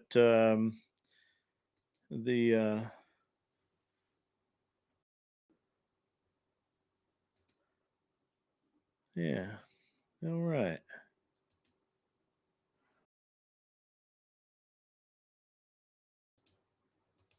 So if you guys haven't actually seen it yet, Destiny was apparently on X today talking all about how he gave or defending himself, I guess, from the latest round. I guess now there's a video that's been released where he's in a compromising position, and it's really an interesting deal. So that there's a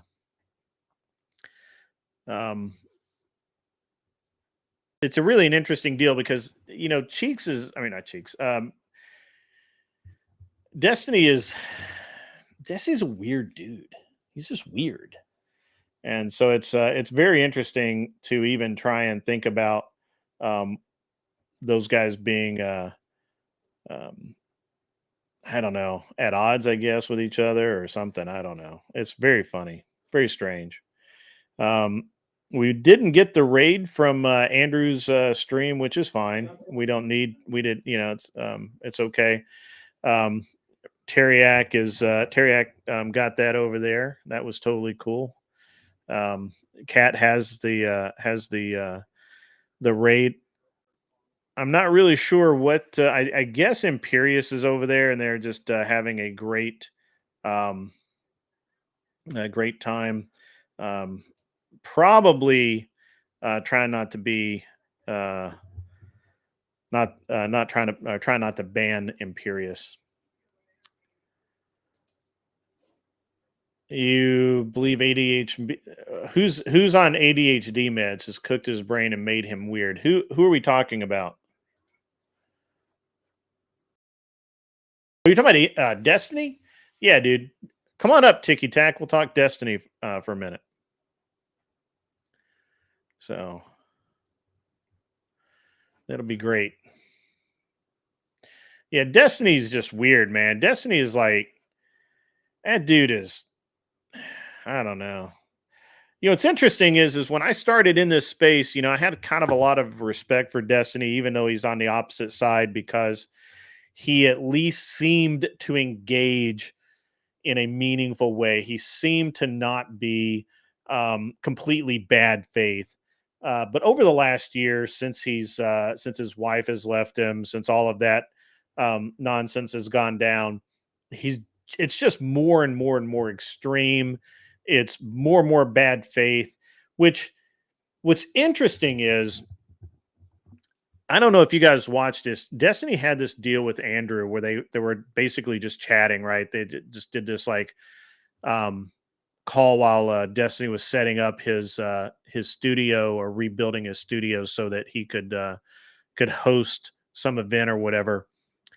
And um, Destiny basically, he sounded like a normal, reasonable guy. They were talking about how the whatever that um, show that they did where Destiny was, the liberal confronted um, by the conservatives. And Destiny seemed like he seemed very normal, but literally, I mean, I tell you, I have not seen him in a debate, in a interview or anything where I'm like, yeah, that Destiny's okay. Destiny's okay. Yeah, I mean, I'd probably be pissed off if I had a smoking hot wife and she decided to go after a dude in a dress as well. That'd probably, um, I'd probably be pissed off too. What I'm about to say is why you have absolutely no sympathy for leftists. Yeah, for sure. At the end of the day, I think that Destiny is just he's just off the rails, man, and he's completely bad faith now. He is like every argument, every discussion that he's had, every debate that he's had in recent memory has been so bad. It's Yeah, like I I, can't even believe anybody invites the guy on anymore. Right? honestly, I really think it's all because of the meds. I've seen this Could time and be. time again with just with my peer group who go on the ADHD meds, Mhm. and they become like callous. They become very sex driven, um, and it's they almost kind of like disassociate from like what's really going on in the real world. And that's where you get like these really odd takes, like the what was it? The Michael Knowles against Destiny on whatever, where he would be okay with like unconscious surrogates or whatever as sex Mhm. dolls. Yeah, it's Yeah. like that's the kind of stuff that drugs kind of like manipulate your mind. Yeah. I mean, I'll go with it. And, basically, I can't. I mean, it's obvious that there's something going on, right? It's obvious. You can't deny that this dude is it's not that he's losing it per se.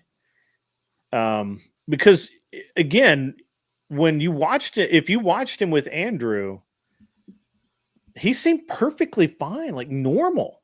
Yeah. Like totally like cool. And it's just two dudes talking, back and forth and no big deal, all of that. And then, dude, it's just he's so bad faith I mean, you saw what he did with Rob Noor, right? Where Rob Noor was having a let Destiny talk and ramble and gish gallop for 4.5 hours, dude. Yeah. It was nearly 5 hours. And in 20 minutes was all it took for Destiny to rage quit.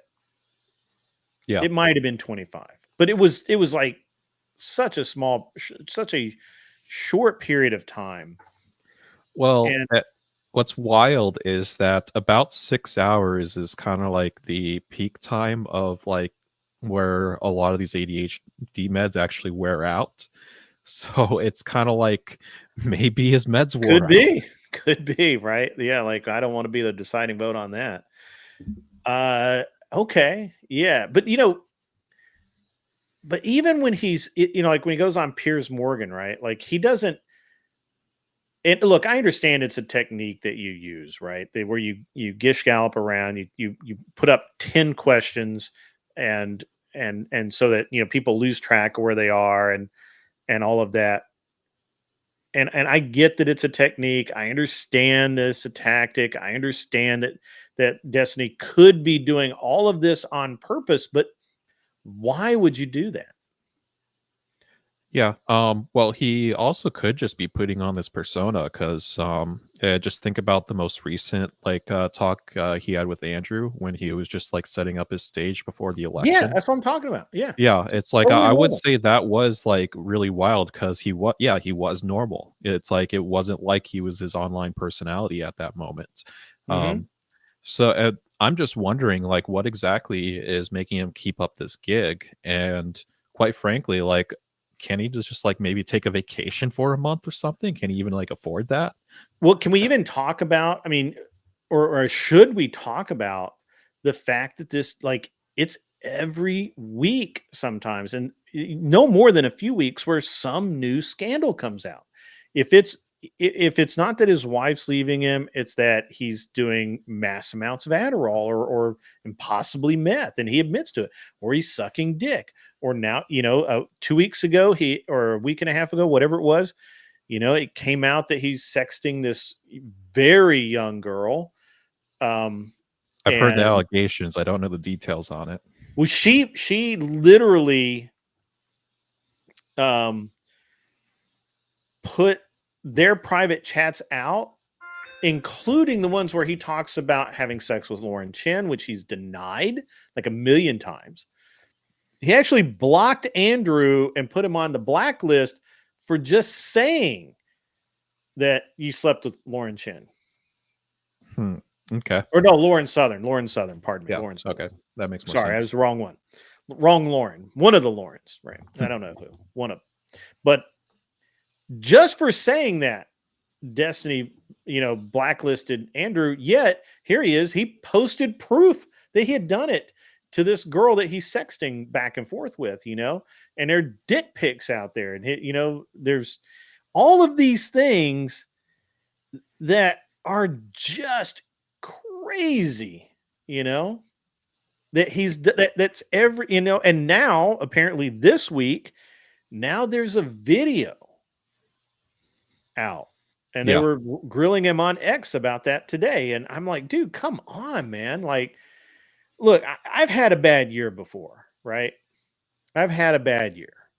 You've probably had a bad year.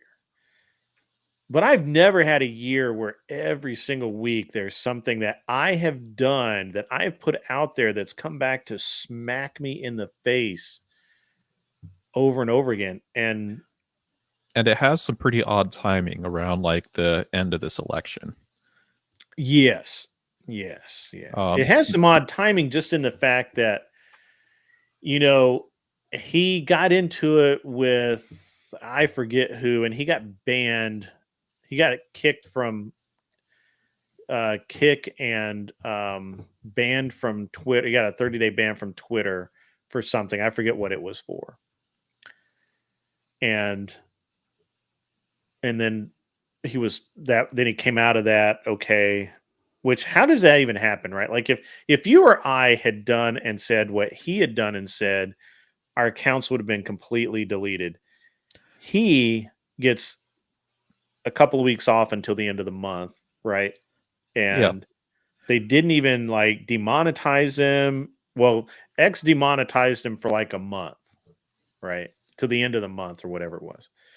But was this over the dispute on when he kind of just said like all like MAGA people, he doesn't care if they were to unalive, and this was relating to like the Trump assassination? I think it was. It was something like that, right?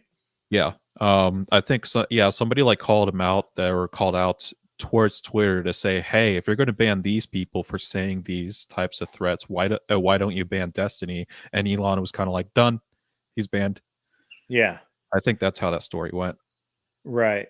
But he wasn't permanently banned. Whereas Cheeks, right, who basically said, why are you allowing the discussion of PDF stuff on your site? He got his account completely nuked. So, I mean, it's pretty crazy, right? Like the double standards are really real, and I'm really not sure. I just keep trying to figure out why. I don't know why. I think I might have an explanation on the double standards. All ears, man. Yeah, I don't think that this moderation is being done by actual humans, and it's mostly being done by AI. And because when you think about platforms like X and YouTube, there are like millions and millions of users hitting that a day. And if you were to have people coming in moderating it, it just would never scale. There is absolutely no way you'd be able to scale a system where you have human intervention on everything. Not only that, but if you want to prevent bias, you wouldn't want it to go to a human. You would like a computer to evaluate, a subset of rules to actually determine if the people should be removed or not. However, computers are flawed, but everybody gets treated the same way with the flaw, so it's still unbiased. And I think that's where most of these bans come from, is just poorly designed AI algorithms. So the problem I have with that, I do agree with you that I do believe that AI is the first look. The problem is even when it's sent to a human referee, as all of these instances have, they didn't. It got Cheeks nowhere. Right, like nowhere, they've banned his account. He can't even, like, he can't get on there at all. It wasn't like a 90-day ban or anything like that. And now, obviously, Cheeks has pushed the envelope quite a bit. He is not an innocent bystander here by any stretch of the imagination. But at the same time, he also doesn't, most of the stuff he says is, what's the right word? It comes down to the intent behind the messaging. Most of his stuff's not intended to actually like offend. Most of it, I think, is to be kind of funny, and maybe it's to offend a little bit, but it's not mean spirited. I guess, that's the word I'm going. It's not mean spirited. You know what I mean? So I don't know, man. This is just, it's a very interesting dynamic. And whereas we 100% know what Destiny meant because he said what he meant, and he clarified that statement later, right? Yeah. So, I also think that there is a little bit of the profit margin that's in play. Yes, I was going to get to that if you hadn't. Yeah, because this was kind of like a little bit of advice that I gave out to Mr. E about whether he should be worried about like the channel getting banned or not.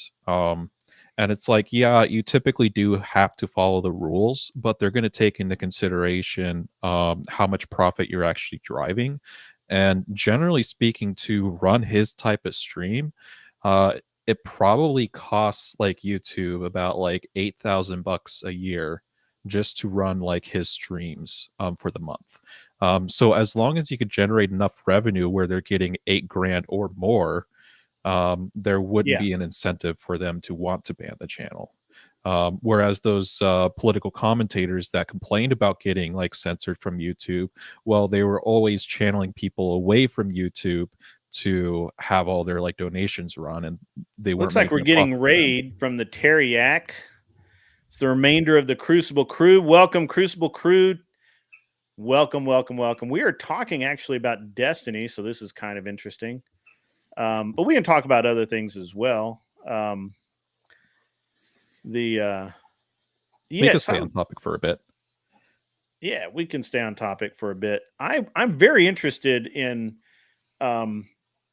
So here's it. So look, I totally get it, right? I understand why Hassan doesn't get kicked off of Twitch. You muted out. It's because I got a subscriber. Edward M. Lockwood just subscribed. Thank you, sir. Yeah, sorry about that. It just, the software does that. I understand why Hassan has not been kicked off of Twitch. I understand how Hassan got Destiny banned from Twitch. I understand why I understand less why Destiny is still on Kick, because to be honest, Kick can't be profitable and Destiny can't be driving that much traffic to Kick. So I really don't understand how the Coomer Gremlin is driving this. Do you understand what I mean? It's just not, to me, it's not, I don't know. It just doesn't make any sense. Yeah. That part doesn't make sense to me either. But I could probably attribute the reason why all these platforms are being a little bit more strict with Destiny is they're probably seeing the trend line go down when it comes to his user base. And he's probably losing followers at this point. So it's almost like the writing is on the wall that this is probably the end of his prime, you know? Right. Well, it could be. Yeah. But let me throw this at you, because I try and look at things from all angles, right? It's just like, I try and be able to argue. If I'm going to debate with you, I want to be able to debate both sides and win, right? I want to understand your argument maybe better than you do, if possible, right? So if that said,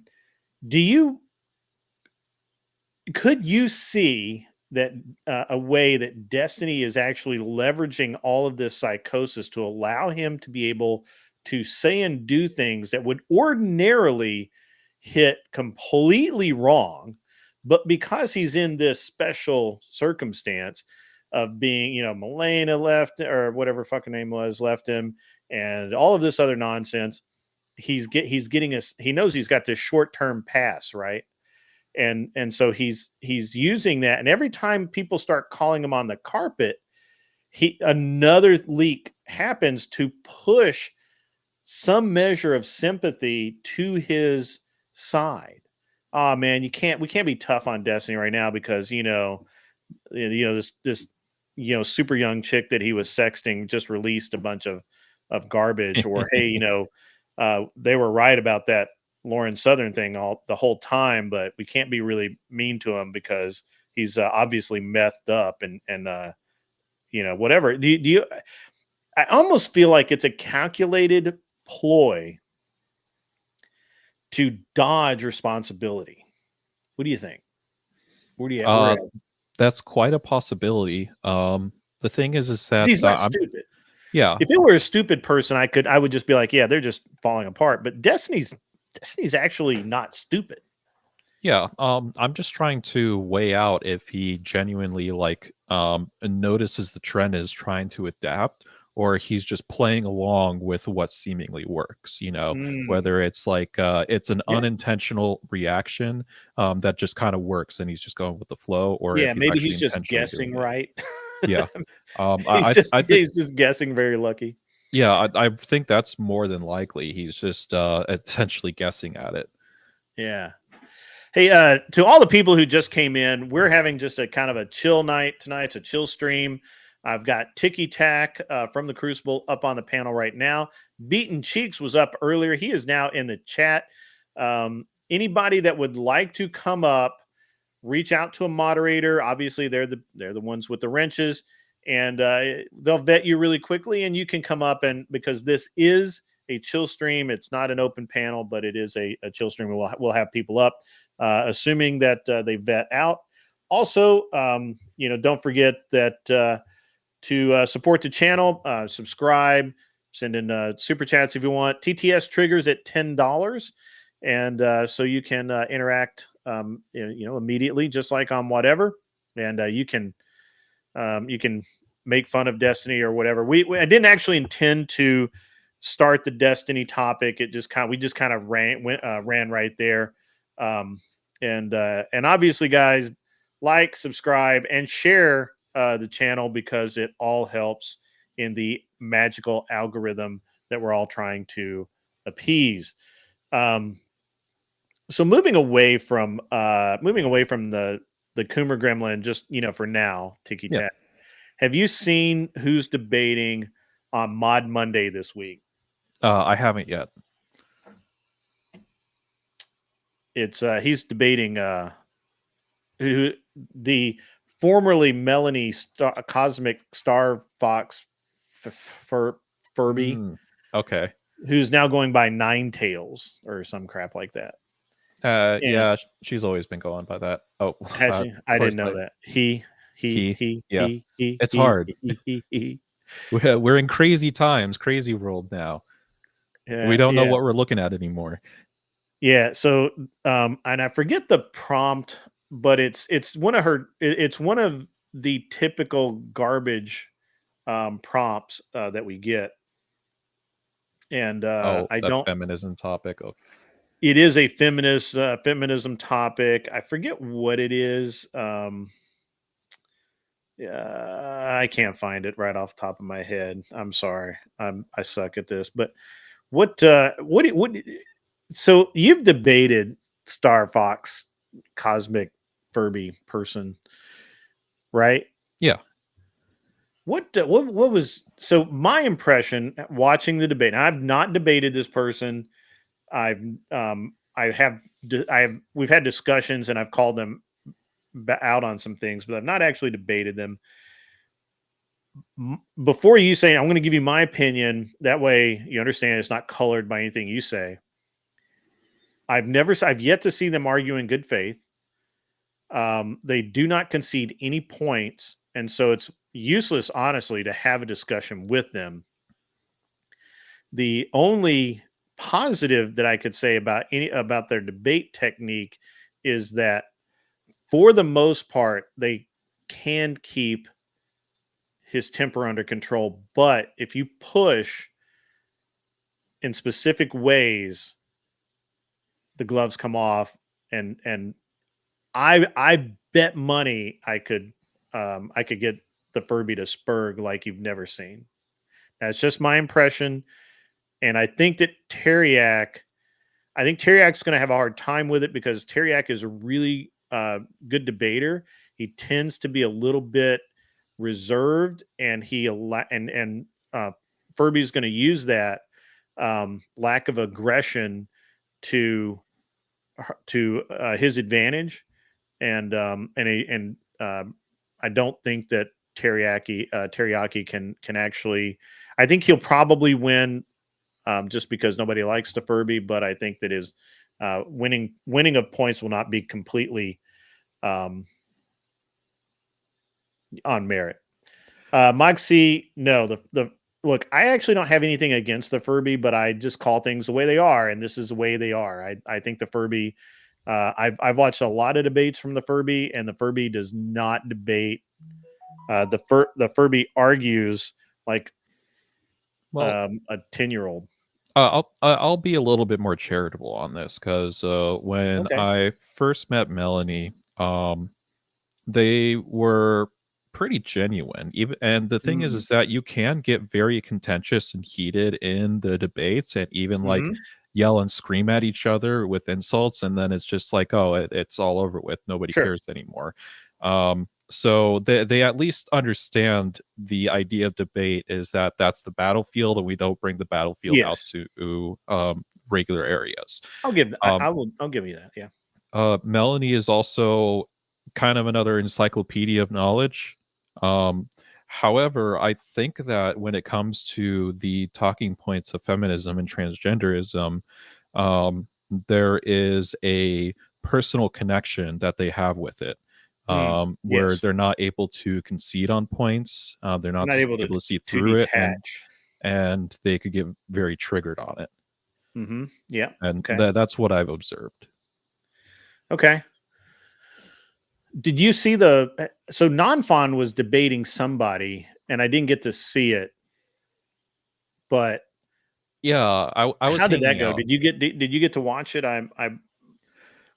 Yeah, I watched him, and I was sending him like a few pointers here and there. Like I like Non-Fon. Non-Fon does actually argue in good faith.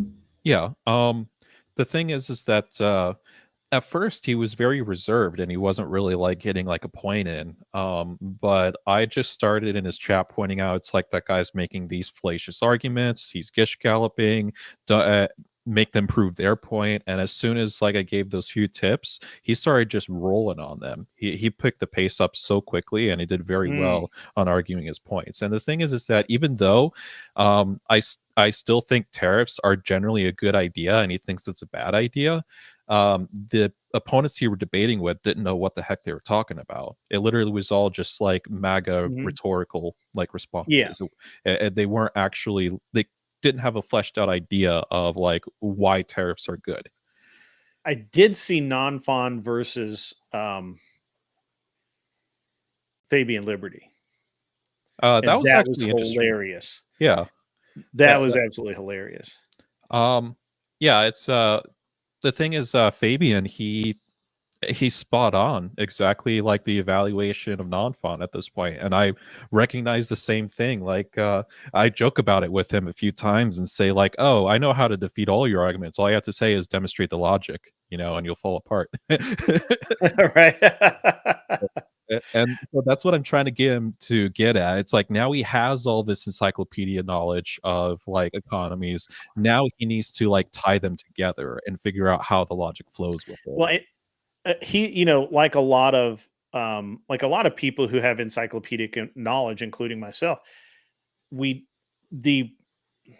tend to appeal to the authority of knowledge. You tend to say, well, this report says this, and I can prove it says that. But that has nothing to do with winning an argument, because I'm just going to say, well, I don't believe that report. I think that's biased, and this is why. And you're going to have to use logic to convince me. And what Non-Fon lacks is rhetoric. Yeah, he doesn't have good rhetoric. And all Star Fox or Cosmic Fox, whatever, Furby, all Furby has is rhetoric. Yeah. So it's very interesting. Yeah, it's when Non-Fon was doing a TikTok invasion as well, I kind of noticed that he also doesn't have much rhetoric. So I kind of like played the field a bit into kind of like showing him how it's done. In the sense of, yeah, I was on the TikTok, I was debating Non-Fon, just a very civil debate over like the idea of tariffs. I was presenting the idea of, if you implement tariffs on steel across every single country, then it would increase jobs here in the States, because simply put, that's our only supply chain. So we would have to hire people in that area. But then there was like this Swiss guy that was there that was just making stupid arguments, and every time he tried to jump in, I just completely shut him down and I'll be like, oh yeah, just come over. Okay, steel man my position. He's like, oh, he starts stealing man. It's like, nope, wrong. Now shut up. So it's like you got to figure out like how to be just a little bit aggressive, and if he could pick up on that and do it in his own way, he'll be golden. Yeah, K2, did you get the link yet. You'll have to grab a mod, but it'll be fine. No, I think he's going to be a really good debater here soon. I think do he's going to pick too. up quickly. And I what kind of surprised me, and maybe it did not surprise you as much as it did me. What kind of surprised me was how he was. He's not as liberal leftist as I thought he was. He's more of almost a centrist libertarian ish kind of guy. He's one of those like socially socially liberal and fiscally conservative kind of guys. Yeah, that would be a good description. Except for the tariffs, he doesn't seem to really lock down the tariffs in the best way.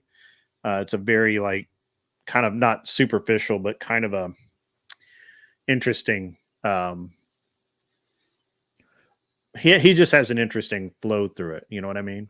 Yeah, and So. I think it's just because of the times that we're in. Is that one of Trump's biggest points was to increase tariffs. So the rhetoric from the left was to figure out a way how to describe tariffs as always bad, and that's the only feedback he's getting. So whenever he searches for studies or searches for articles or opinion pieces from economists, they're all saying that tariffs are bad.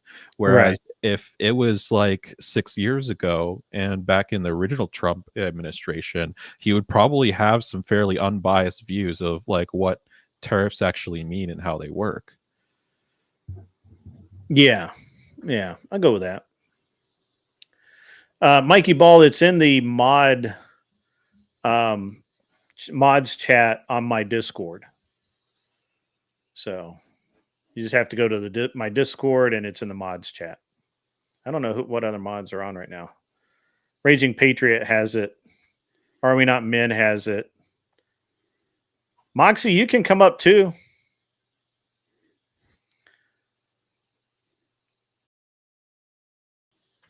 Come on up, Moxie. Well, it's a chill stream. We can talk about anything. We don't have to talk about the debate bros. Yeah, coming up, Moxie. I'm a centrist. I'm not going to give you all the conservative rhetoric.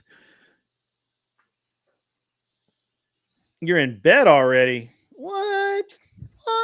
Well, yeah, you're in East Coast time. All right, we had another subscriber there. Little light on the donos tonight, but that's okay. Not a big deal. You know, it is the holidays. It's tough on everyone. So what'd you do for Thanksgiving? I cooked. We stay normally we Hey, Mr. Hey, what's up, Mr. Normally we have been traveling the past few years, and it has become, to me, I just dislike it. Like, I don't want to do it anymore. I get it. It's a fun time to travel, you know, go skiing or something. And it's just a great time to go do things like that. But man, I hate it. Mikey Ball, let's start it off. Let's keep those donos going. Guys, remember the TTS is at $10, and the TTS is a lot of fun.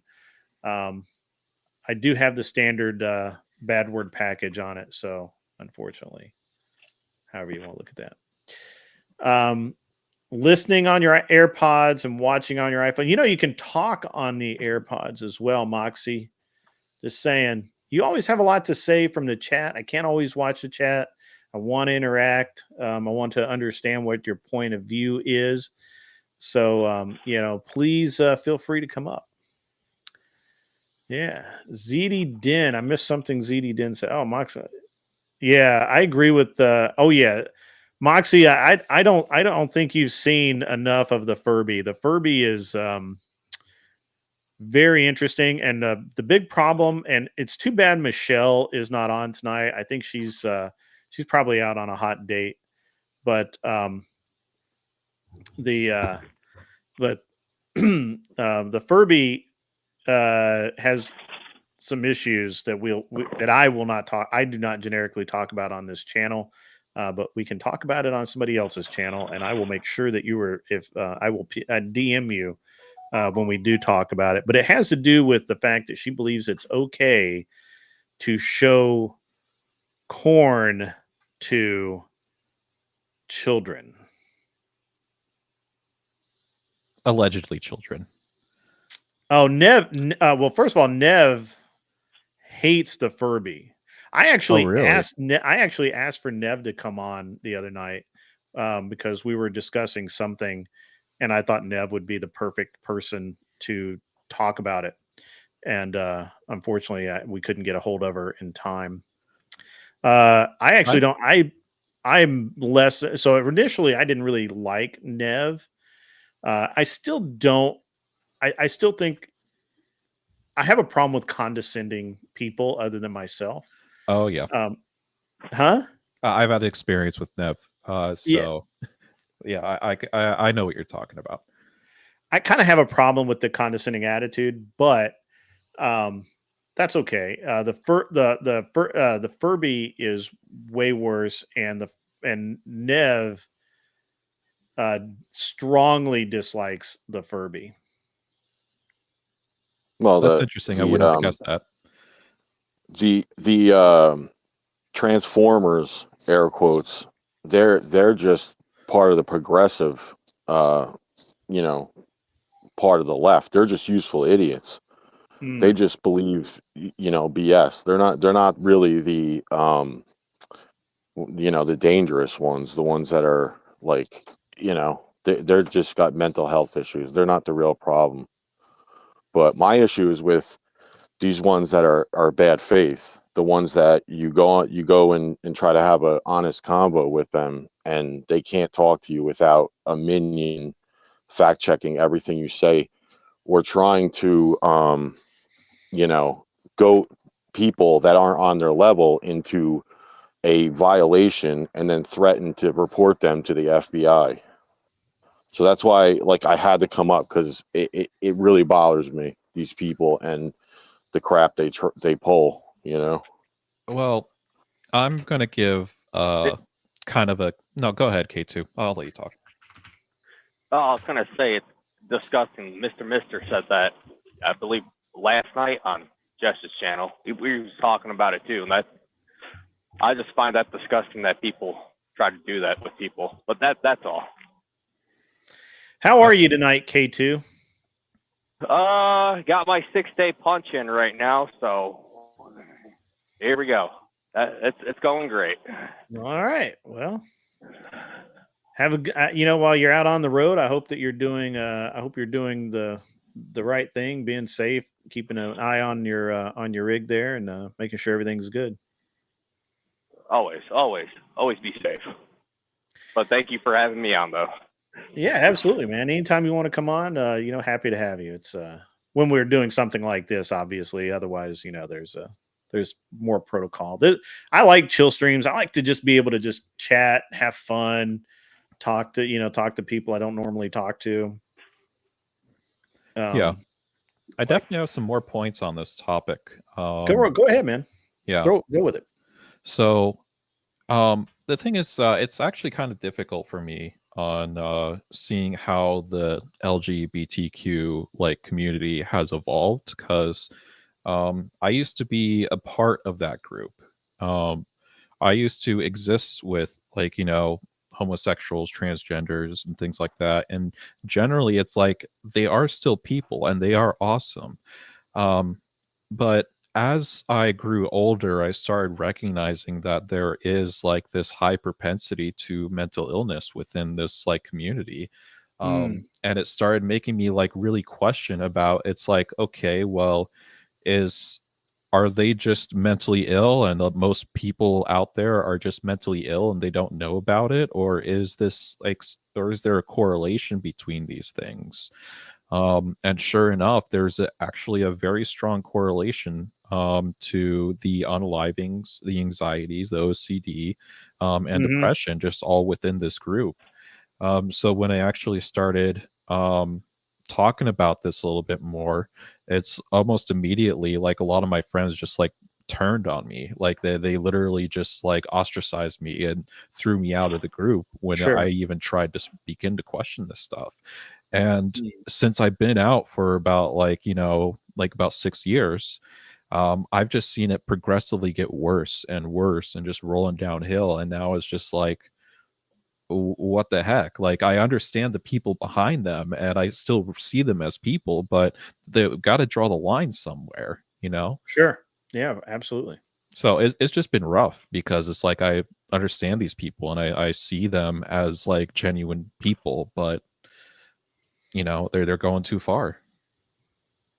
What do you think about the Furby stance on kids and corn and all of that? Where does that even come from, and why do you think the Furby sticks to that so vehemently?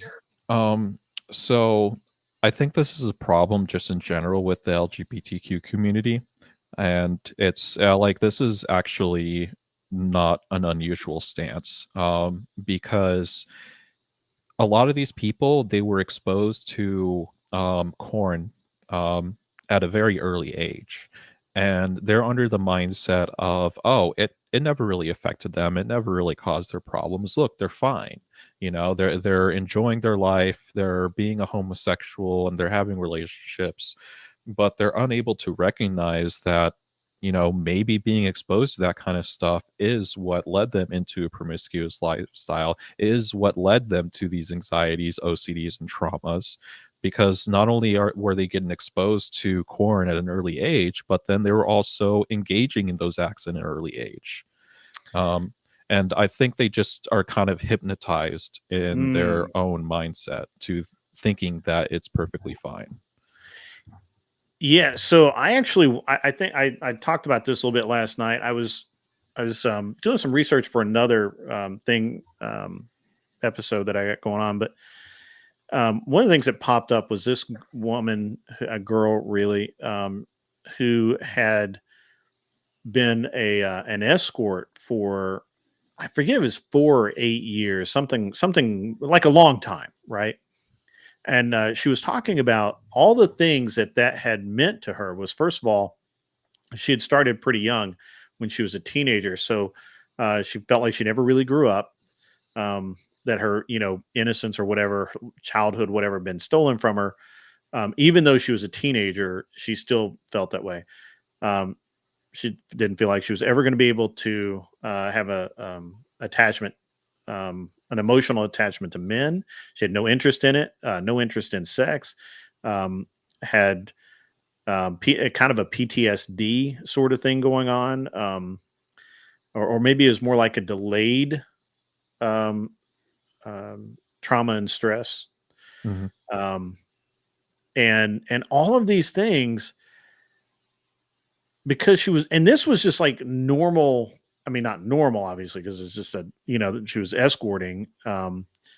But this wasn't even something that she was necessarily confused about or had an emotional problem or whatever. And it messed her up for I'm pretty sure she's messed up for the rest of her life, including, drug use and that sort of thing. So I guess it doesn't surprise me, right, that what you're saying. Yeah, I think for women, what you generally get out of it is they kind of become desensitized Yes. to a lot of things, and they overall just are unable to find enjoyment in a lot of things.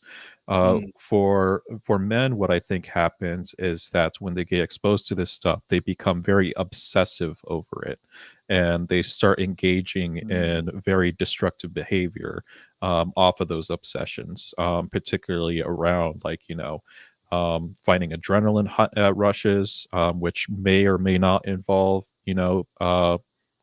adult actions.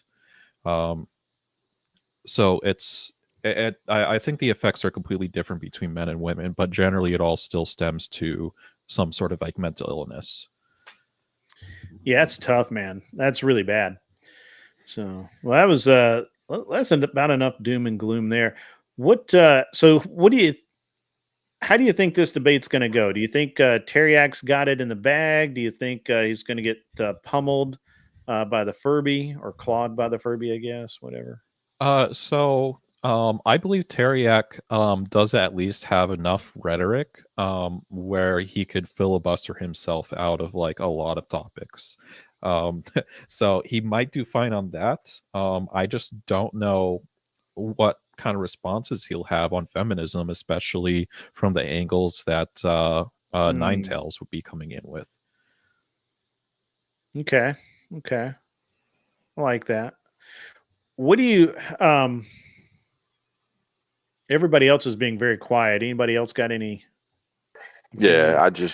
I don't like talking over people because I find it disrespectful on channels, which I happens a appreciate lot. that. So I appreciate yeah, that. but regarding the feminist thing, I think it's important to note that this transformer issue, uh, it's only been, not that there wasn't that before, but it's only been going on in recent times. And you know, I look at that rainbow community type deal, and I see the connection there because with the growing, you know, feminist movement and the hate, you know, hatred for men, it's kind of like I see some of these people in that community as being jealous of femininity or having Mm. weak minds. And so what happens is they, you know, they're like, oh, I just give up. I throw in the towel. It's too hard to be this, you know, a man in modern times. And they that's why you see, the reason why I say like they're jealous of femininity is because you've seen it so many times where um, you know, a gay guy will go up to a woman and they'll wave their hands in the air like, oh, I could take your man if I wanted to. Mm. You know what I mean? Like out of spite or something. I could Completely see the agree. connections. Yeah, like I see the connections there. And the other thing too is, um, like I said, there's three parts to the left. There's the progressives, the socialists, and the commies. And the progressives, the reason why I'm bringing this up in particular is because they're the ones that don't know they're the idiots of the three.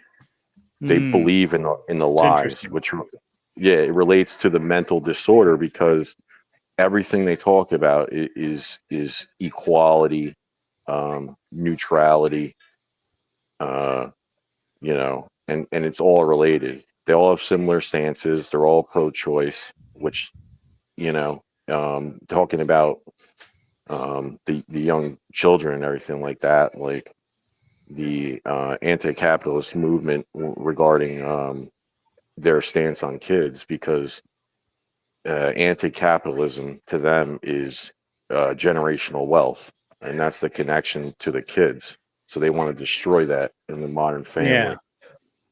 Okay. All Uh, right. Yeah. I like that. I So was going to add on to go what. ahead. I'm sorry. I didn't mean No, to. go ahead. TikTok said, what TikTok said about the corn issue. There was the Corn Hub executive that got busted when Texas Yeah, wanted an seriously, Shelby's ID. in the chat. Yeah. When when Texas made the law, or one of the states that just made the law to have an ID with, so you can log into Corn Hub, they were saying they were counting on kids to get addicted to corn Yes. too. So they can go deeper and deeper into the stuff too, which is a problem that the corn industry is pushing on kids too. That's another issue too Yeah. in itself. So I'm gonna. What do you think Don't mean about? to. What do you think about? Pardon me, Angel Berber's comment here. Grid one, Teriak will do well with the rhetoric. Also, he does his due diligence to argue opposing views from his own. He goes out of his way to do so to improve and learn the ins and outs of the opposition. What do you think about that? Yeah, Um, I can go for it. all right. Yeah, tiki tack. Yeah. So You're probably right on that. I would say that a lot of my experience of watching Teriak is on verbal combat, which is probably not the best place to judge a person's debate skills because it really Yeah. is just blood sports and rhetoric. But hey, I'll be looking forward to the debate on Monday. I'm definitely gonna check it out. Yeah. Yeah. I will be doing Prime Kaz, whatever his name is. I'm going to be doing his panel debate again this week, I think. Last week's was really good. It's just, I didn't feel like it was as good as it could have been. So, it's unfortunate. But yeah, I thought about hopping on his panel. I know a few people that regularly go on there that said they could get me on there. yeah. But every time I tune in, I would just be like, "Oh, this is so boring." So I really think I would just fall asleep. Did you tune in this week? Because I didn't find it boring this week. I maybe it was because I was up there and it was just a little different. I actually had fun with it, to be honest. Once it became later into the actual debate, yeah, that was amusing. But the kind of like the pre-show thing where they just kind of talk around on stuff, that part was boring. Yeah. So Prime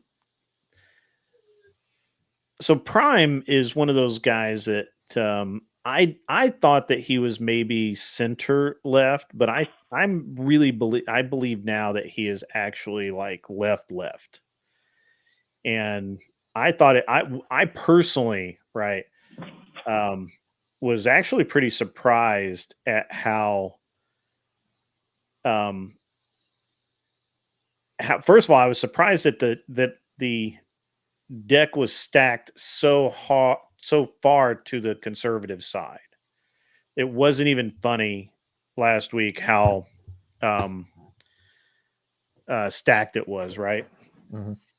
It was nuts. And then because it basically once Ghosty dropped, it was the four of us against Katya or whatever her name was. And that wasn't fair at all. So No, they don't play fair. well, dude, it was so bad. I mean, it was bad. Grit. Remember when I was telling you a couple of minutes ago about how these people report people to the FBI? Oh yeah. I saw it during the Trump campaign that this channel called in. They said, "Hey, call in. We want to know why you're voting for him." And then they straw man the guy into saying something he shouldn't have, and then by accident, and then like, "Hey, we're gonna report you." Like he gets his minions and he's like, "We got to get this guy reported to the FBI." Like Prime it's did crazy. that? Not him. I'm just saying like a lot of them they won't do it alone either. Oh no, Like you're totally right about that part. No, you're I mean 100% right. Like you can't trust any of those knuckleheads. I mean, if you think you can, if you think you can, you're wrong. Like they're all knuckleheads, right? Like they're all just. I put a list of them in your chat earlier. The ones that you think you're dealing with just them, and then you find out when you're calling in, they're like, "Oh, what do you think?" Blah blah blah. Oh, And did it's you a watch guy. the show last week? No, I didn't catch that one. Dude, you should have. Dude, you've got to go back and watch it. It was so bad. But I'm hoping that he has me back. The problem is I think I went a little too hard on the first time out. I'm not sure that they're gonna have me back. So I'm kind of like, I don't know. I'm kind of wondering if I'm going to get the call or not because it was pretty rough. I'm not gonna lie. So yeah, but it was pretty bad. It it was and then once Katya had and one of the other people had left, it was me, Prime, Sociologic, and Lactoid all together. And it was, and we had a nice little discussion as well. But I mean, it's just really interesting. You're right 100% that you can't trust the left at all. You just absolutely can't. the degeneracy knows no end, right? K2 is out there on the road, guys. That's why he drops. He's not being rude or anything. It's just Grid. Yeah. How many channels do we know in the last 2 weeks? Trigger here, I think. May not do it for Australian dollars. We'll see. How many channels do we know in the last 2 weeks got hit with a P bomb? We can talk about that. This is not triggering TTS for some reason. Probably because it's Australian dollars, and it's not. It's I think the filter has a thing against monopoly money. I'm sorry, Jess, but I'll read it. Thanks, Grid, for having a code and sticking to it. Rare on the internet. Your audience really appreciates how real you are and how you conduct yourself. W's to me. Thank you for that. I do try and have a code. I do try and stick to it. And when I deviate from it, I'll call myself out on it and say, yeah, I did. I said I normally do this and I didn't do that. And so what? Like it's my code. I get to change it when I want to. But I do try and have a code. And I do believe that everybody should have a code. What I really think, and I'm going to come back, Mr. Mister. I promise I'm going to come back because I do want to talk about that. But I think that what we see a lot of times on the internet right now is people are far more concerned with likes, with subscribers, with all of the metrics that keep them kind of employed, but or not employed, but keep them up in the algorithm, and less about what they're saying and who they're saying it to and why they're saying it. And I try not to be that way. I always have actually been that way. So it's not like I have the luxury of anything now that I didn't have before. And that's why I'm doing it. But hey, Michelle, good to see you out there. We were just talking about your friend, the Furby. And you missed out on that. So where were we, Mr. Mister? I'm sorry. That about the channels getting P bombed lately. Yeah. So like Flow State had that happen to him. I think somebody else had it. I mean, I know a couple of people have had it happen to them. I think maybe James Life CT. Yep. CT had it yeah, happen. I knew CT had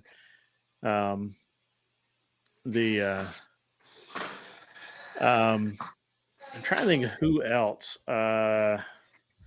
James Life's Talks, huh? Why would they go after his channel? I think it's just a bunch of modern day flashers, It's just those guys in a trench coat that just go like. Well, and James is pretty. James wears his religion a little too high on his collar, so. My opinion. Don't take that personally, James, if you're listening. I feel like that there's a and that makes you a target. I'm not saying it's wrong to do so. I'm just saying that will attract attention that can have a negative effect, right? Mr. Were you in speakeasies when I was debating? I think it was 2 weeks ago, or maybe a week, whenever it was. The last time I was in there, and James and I went round and round about cheating and how it just was unforgivable and all of that. It was really interesting. It was a good discussion. Yeah, no, I don't think I caught that one. No, that's all right. Yeah. That's okay. Yeah, That's all right. It was very interesting. So that's interesting. It's there's an interesting facet to. I look at his channel. I can see Flow State getting. Oh, Rick Wilson has donated $20. That's going to get the TTS. Rachel Wilson donated $19.99. Super chat. Happy Thanksgiving. Rachel Wilson, happy Thanksgiving to you as well. I really appreciate all that you guys have done for me this year. Whether you knew it or not, you have all motivated me to do things that I don't normally, not really, something I normally do. And I'm glad that I'm glad that you're in the chat, Rachel. I really, I'm glad to see you there. Happy Thanksgiving, Rachel. And happy Thanksgiving. We were talking about Thanksgiving and we got all distracted, but and now I don't remember what we were talking about. What were we talking about, Mr. Mister? Oh, the Speakeasies channel with you and James. Yeah. Well, that's irrelevant. It was just an example of James. Kind of. It was a weird moment. It was a weird. Yeah, like moment. I don't know why he got hit in particular, but I That did is notice weird. I because can I was understand watching. flow state, right? Like Yeah, flow well, state. there seems to be some people, they're the same names. That's the point I was trying to make. And then there's a connection between like a specific type of channel they're going after, I think. That's Well, you know. that's one of the reasons why I don't do actual open panels. That's why we go through a vetting process. That's why all of that. There's a reason why. Right? Just you can't be too careful. You can't be too careful. And if I was smart, I would have a larger lag between the this and what goes out. I have it set at the standard lag. I should probably increase the lag by like 2 minutes. But I just I have no interest in getting having any of those type of problems. So it's just easier just to not do it to start with. That way I don't have to change it later. So, yeah.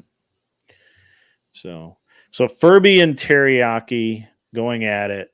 What other good debates are going on out there? I don't know Well, of any I could, recently. Go ahead. yeah, I could. Sorry, No, go ahead. no, I want to let you go because I don't like going first. No, it's. I was just going to say that, like, I haven't heard of any recent debates coming out. So, yeah. Have you, Mr. Mister? No, like the debate sphere when see that's the thing. Like I feel like it's hard to get a good one because it's like there's always one guy that doesn't want to cooperate the right way. Yeah. So I've been looking at the news a lot, lately with all the crazy stuff, but I'm not going to get into that because that'll go down a rabbit hole that's going to be non-ending. Is this about the Russia-Ukraine stuff? Oh, I love the Russia-Ukraine stuff. I don't want to say anything. Love the. So, what do you think is going to happen here in the next couple of months between NATO, Ukraine, and Russia? Anyone? Me? Yeah, anyone. Anyone on the Yeah, I floor. was going to answer, but okay. I always wait for Grid. Yeah, no, I always wait for you. All right. Well, so what I think is going to happen, and I could be wrong about this, but so I've heard a couple of different people say a couple of different things. One of the things that it seems to be popular, which I think is wrong, is that we are going to, obviously, I think Trump has already basically said he's not going to continue to support the war financially or pretty much in any other way. And what I had heard, and I think Mr. Mister has said the same thing in chat before. Maybe not. I could be wrong.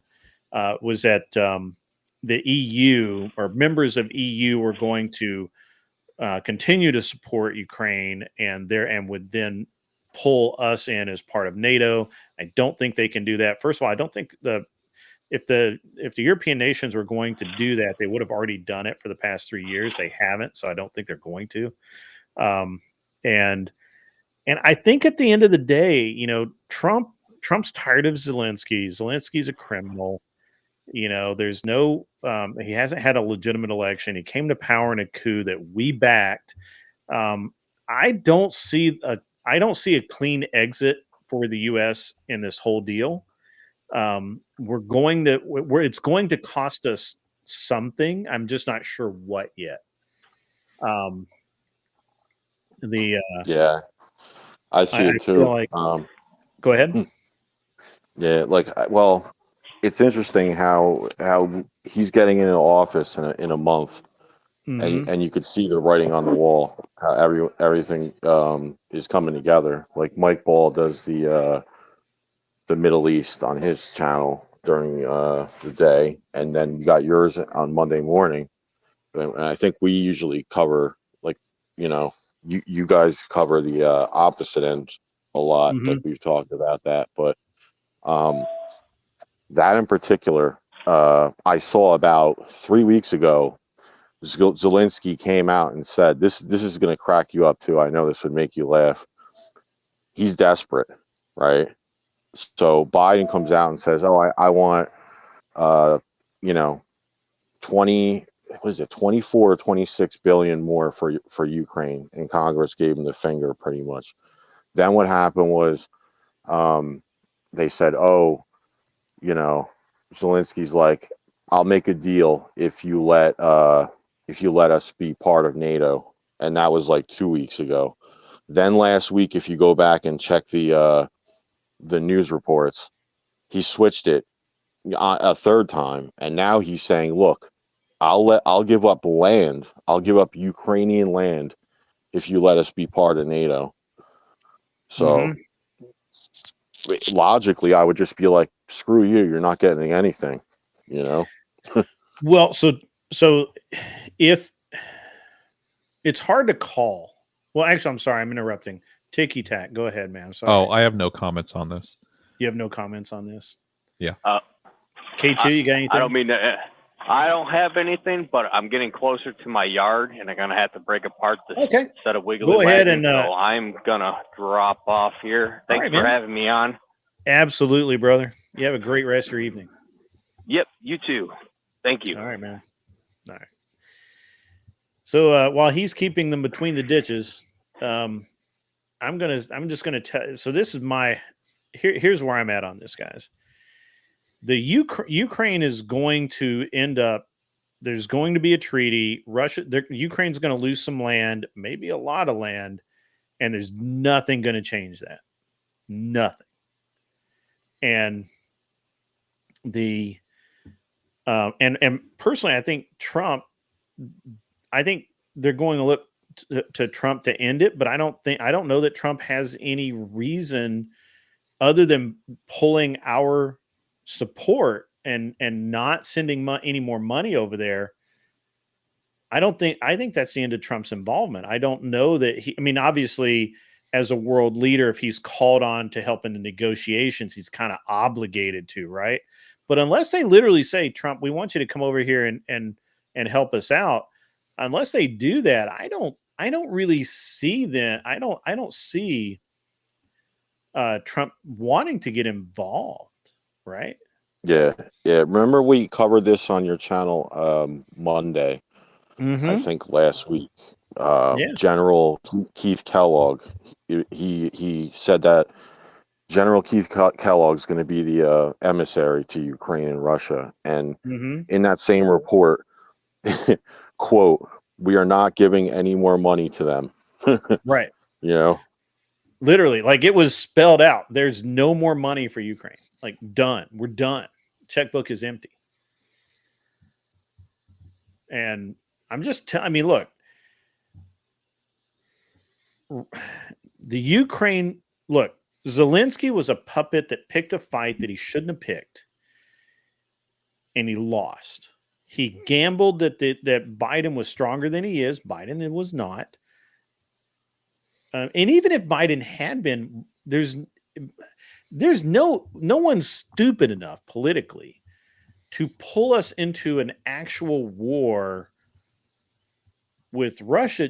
Not that Russia's a threat, but just the the social stigma, the reaction that the American people would have is nuts. It would.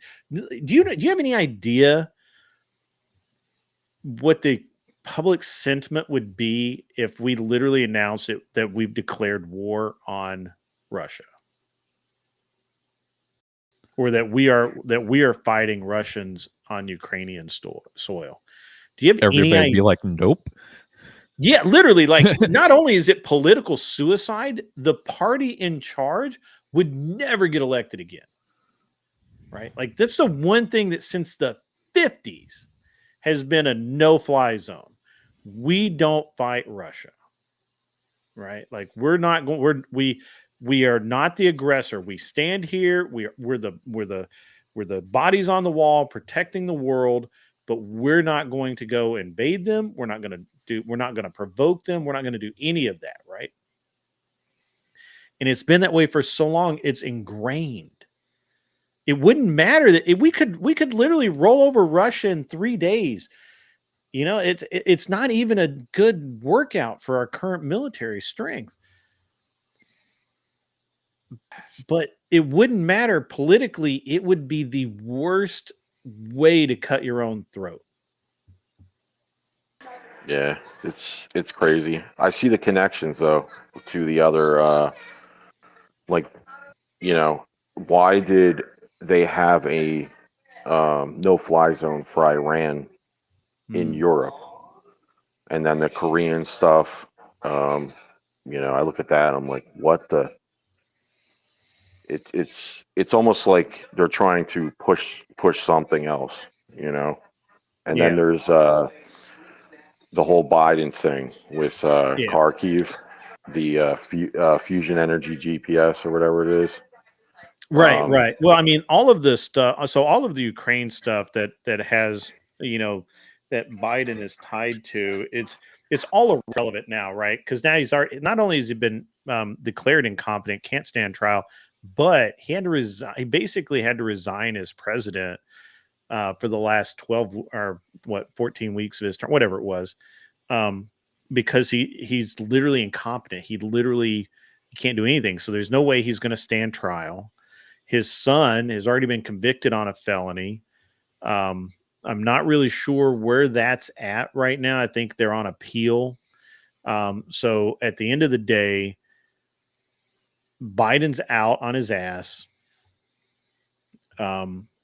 There's all of the political power that Ukraine had evaporated, right? It's all gone, right? Well, the Kharkiv thing in particular is interesting to me because that's where that company was, but that also was, you know, one of the places that got bombarded. So it's like, were they trying to destroy the evidence, kind of thing? Like, I mean, it's hard to say. I mean, it doesn't matter. Again, none of this, all of this is just academic at this point, right? I'm going to read this from Angel. The Bay of Pigs scared a lot of Americans into understanding we don't have an appetite for a war with Russia. We have too much to lose, and people don't want to lose that. That's true. And the thing is that even though it's no longer true, right? Like, literally, we were giving Ukraine 60-year-old equipment, and they were smoking the Russians with it, right? Like, what do they have? Like one tank left, right? I mean, it wasn't even, I mean, and that was Ukraine. That wasn't the US, right?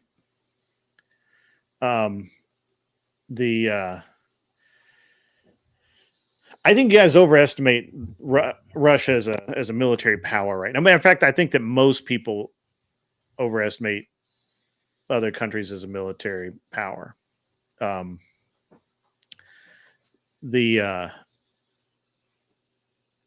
It's just the way it is. And at the end of the day, it doesn't really matter because we have air superiority. I mean, that's literally what air superiority means, is the United States of America. Arthur Diet, China doesn't want a war with us at all. That's dumb. Don't be that stupid. You're much smarter than that. You can't pop up without even saying hi and say something that's stupid. and not get called out for it. China doesn't want a war with us at all. That's crazy. Yeah, their economy would go down into the shitter if they sparked a war with us. Well, not so much because of that, but because, look, China only has, their government only has power because of the military. And because they allow their countrymen, which there's a lot of them, to just do pretty much, they get to live their lives. And, if they step out, they get, their problems. But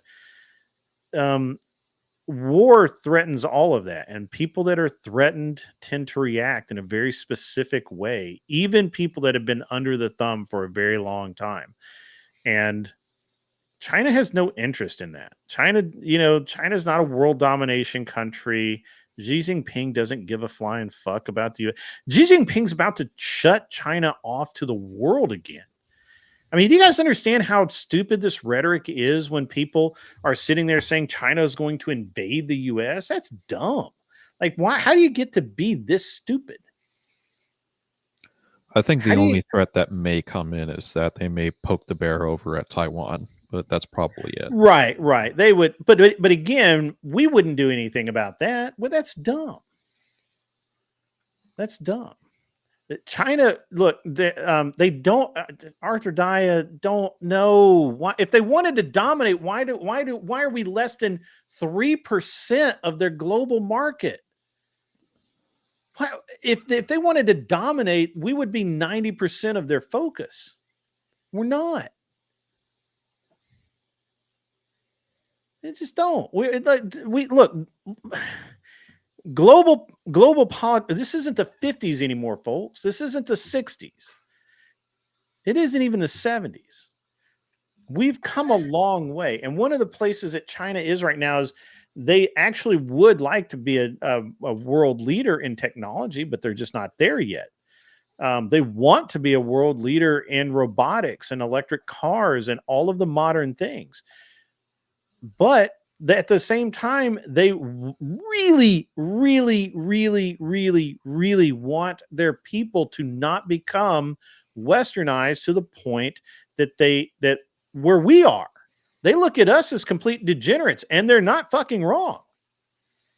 So if you're their government, you guys realize that in the 60s, in the 50s, China shut down their country.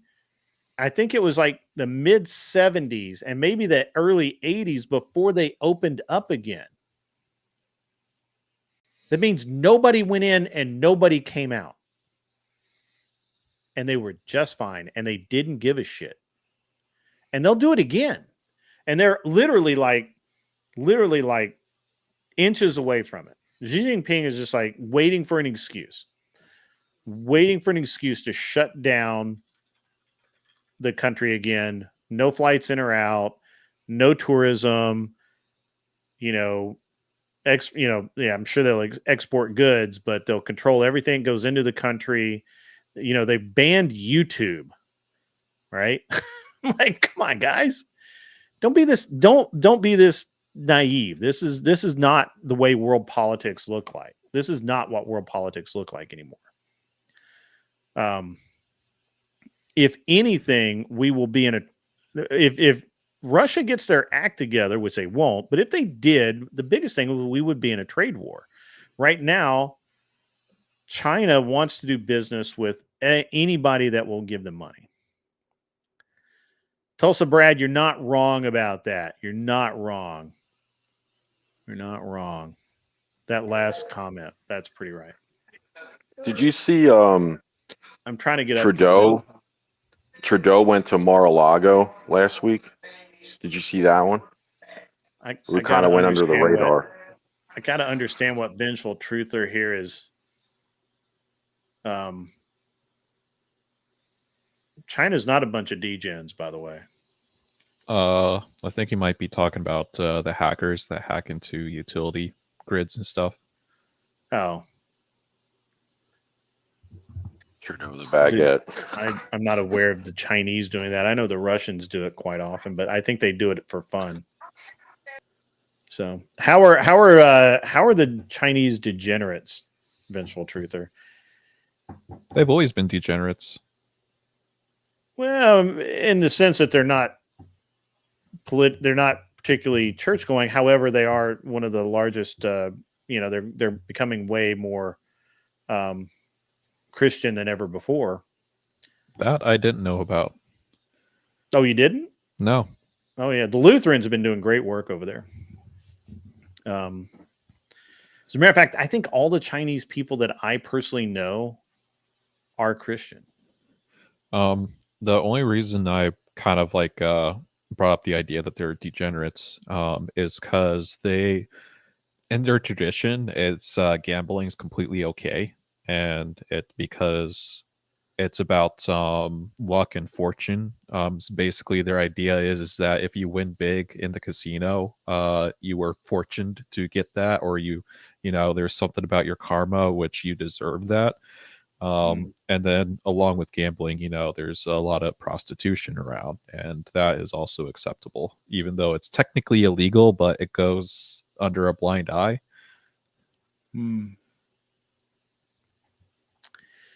So that's I'm sorry to interrupt.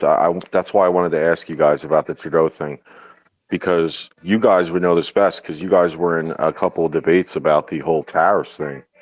Yeah. So what happened last week was there was a meeting in Canada about they're shitting their pants about the tariffs thing.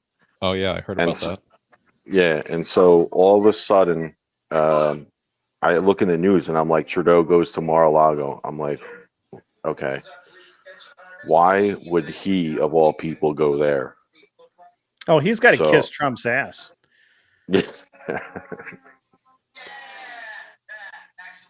Yeah, that's my thought. I was like,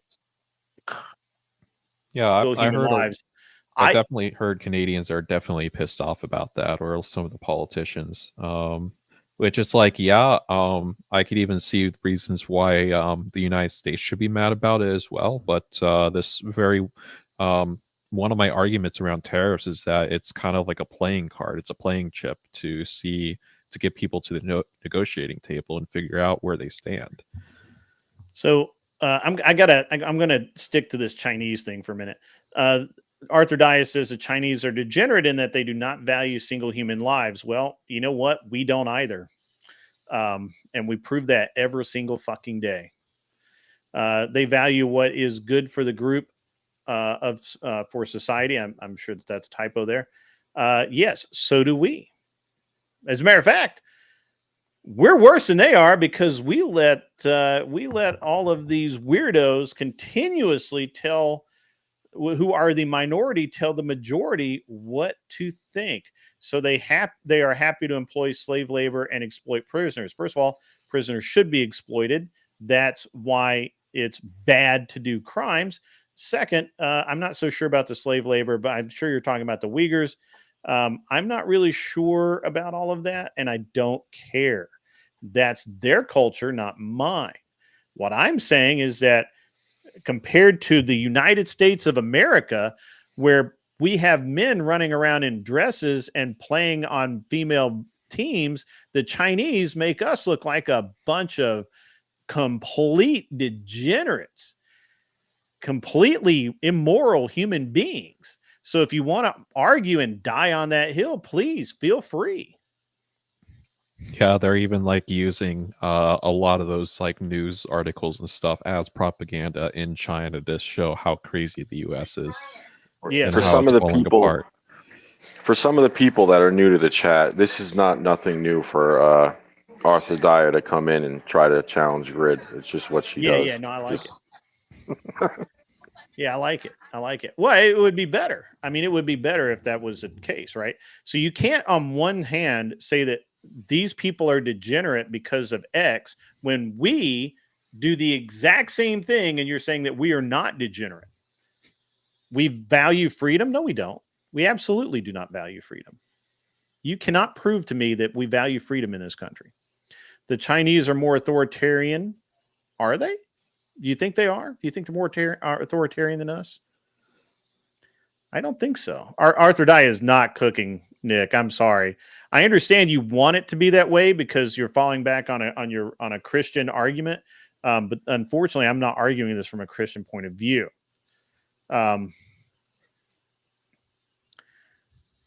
Yeah, I don't care about the Lutherans better again. So, dude, Casper, bro, I have to scroll like a whole page to get back to where I was.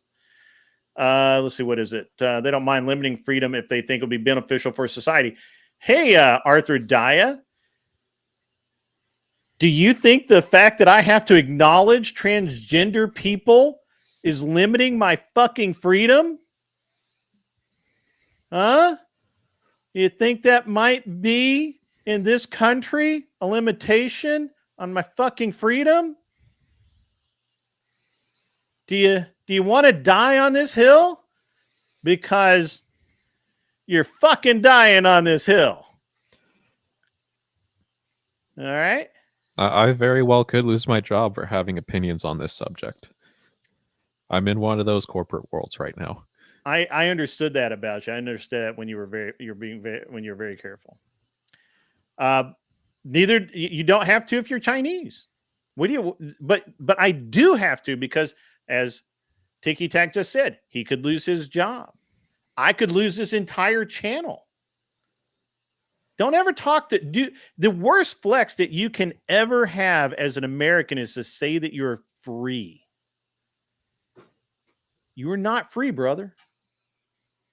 You think maybe a little bit of freedom. We are maybe the most free in the world, but we are not free. Yeah, that's the balance of capitalism, really. That, from the other side, they argue it has to be perfect. There is no perfect, right? We've talked about this before. We have. I think that it's one of the things that we like to live in denial and we like to rationalize that we're better than other people or other cultures, which is fine. You can say that. Yes, it is relative, Casper, but we're being objective, not relative. So shut the fuck up and go away. I would like to think that we're about liberty and freedom within this country.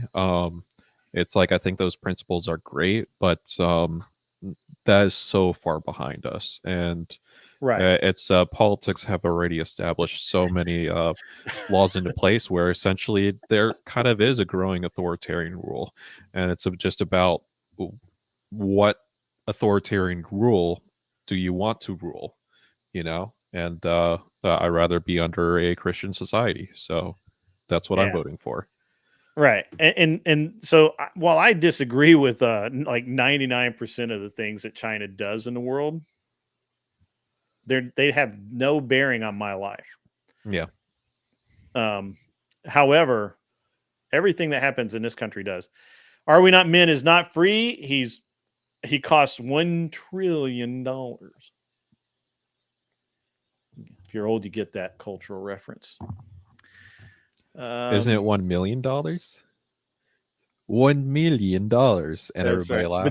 But then he says 1 million, and they laugh at him, and he's like $1 billion. Right? Yeah. That was funny. I thought that was those great. Sharks with freaking laser beams on their freaking heads? That's right. Yeah, I just dislike it when people start talking about global politics like somebody wants to conquer.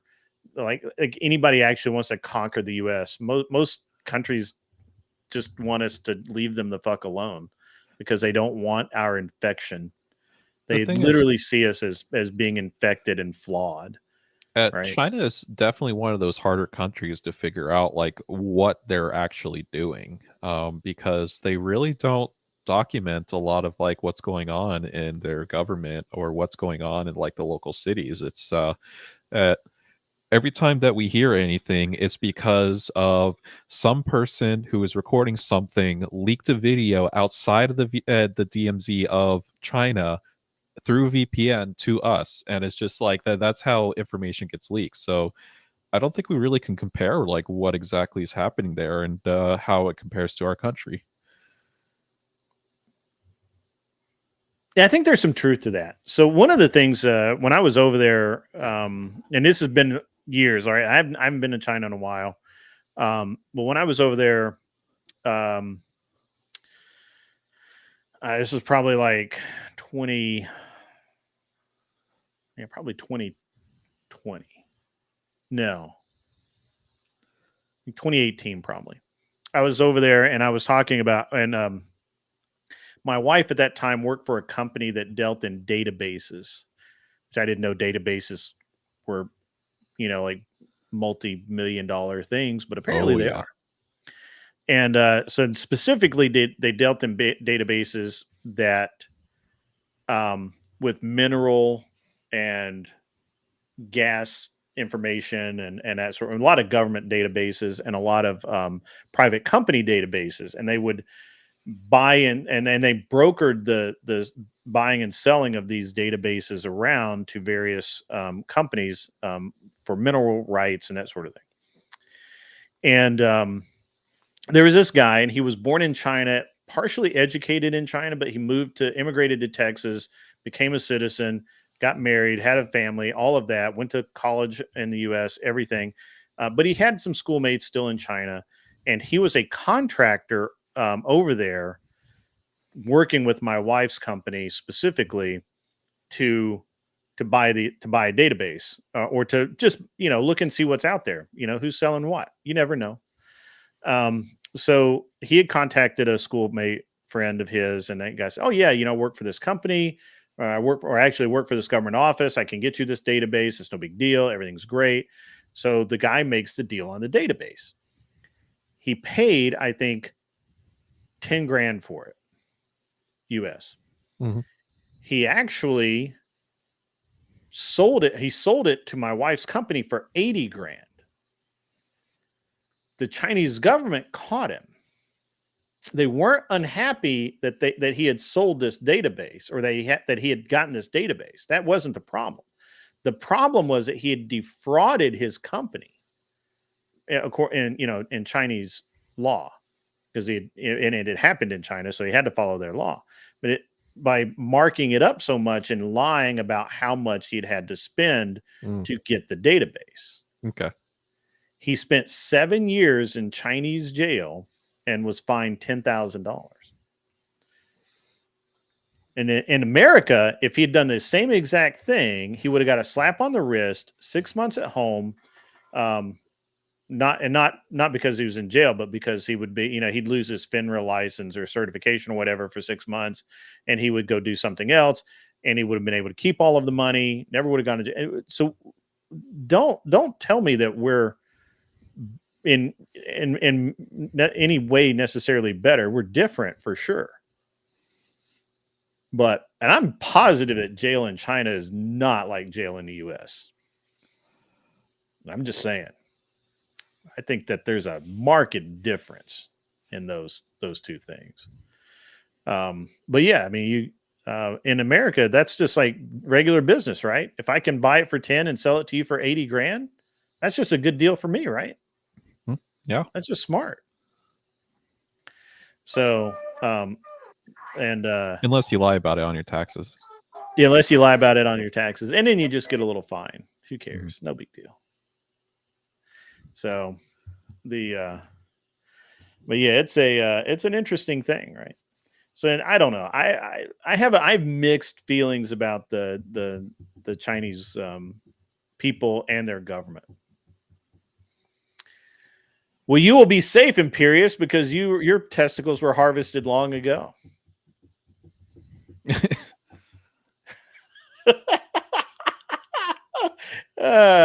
You guys always wondered why Imperious is not a sperm donor, right? Another good one right there. Arthur Daya kicks right in as well. How did your testicle transplant go?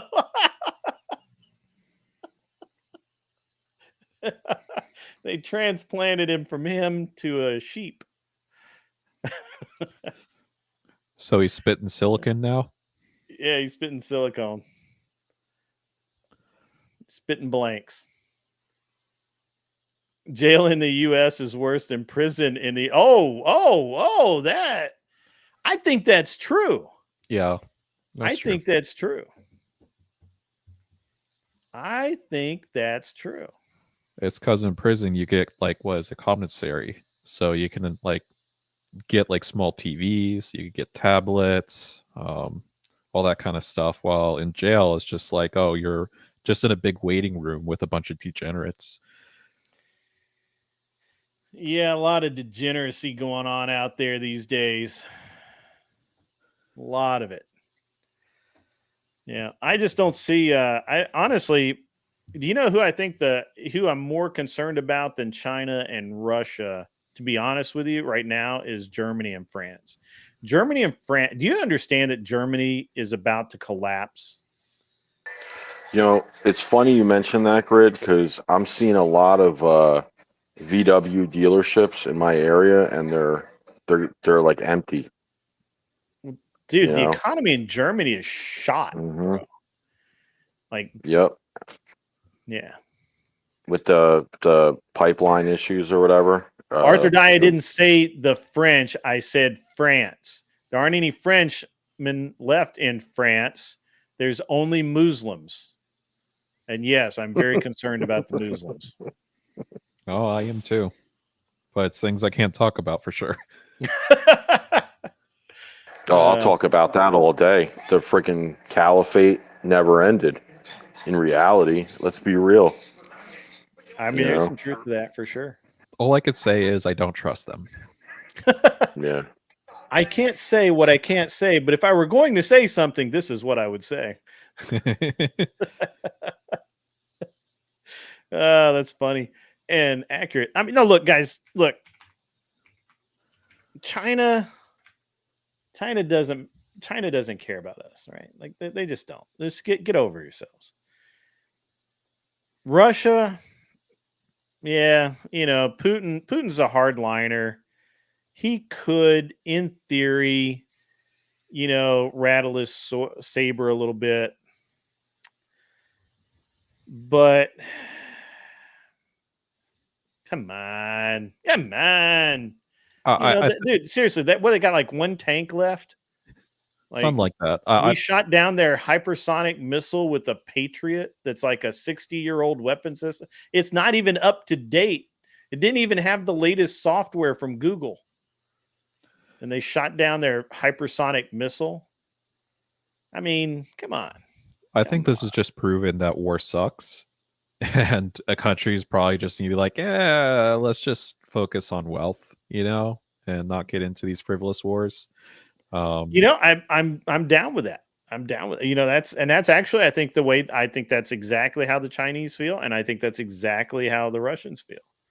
I think they're obviously ready to protect their borders because I think they honestly think that we are more aggressive than they are. I'm not sure about that because it's hard to say. It's hard to say what people think, but at the same time, I mean, come on, guys. I'm just thinking about the logistics of war, because it's like you have to secure your fuel and have a stable supply of it. You have to transition all of your manufacturing infrastructure to military supplies. You have to train your people. You have to move your people, transport them, and essentially you're going to be faced with things like tariffs and sanctions and all this kind of stuff. It's so your economy is really going to just kind of like be in this limbo state, and hopefully you win the war, and hopefully you get something out of the war, so you could then build your economy back up. And it's just like that seems like a huge headache. Imperius, you make a good point. We could simply export all the blats to China, and then we wouldn't have a problem. But that's racist. Can't say that. That's a wild idea. They would stop them at the border. Be like, nope, can't come in. Just make welcome here. Make fake walls in the cargo ships and stuff. The trailers that come in, they won't check. Oh, that stuff's gonna end very soon. Very soon. The whole border stuff. Can't wait for that. Although I can't, to be honest with you, I can't wait for that to happen either. I think that the thing that most excites me about the border stuff is getting rid of all of the nonsense that we've been dealing with for the past 16 years, 17 years. And just get rid of it. I'm not going to say what channel it was that, goads people into getting reported, but that's the same channel that likes to play the games from the, the lefties with the whole misinformation crap and about the way asylum is claimed. Like, you can't just cross the border and be like, I claim asylum. It doesn't work like that. Yeah, and I think that one change is more meaningful than anything else, right? Like, it just is. And so I'm pretty happy overall. It was the change that I wanted. It is the change that we needed, and I'm okay with it.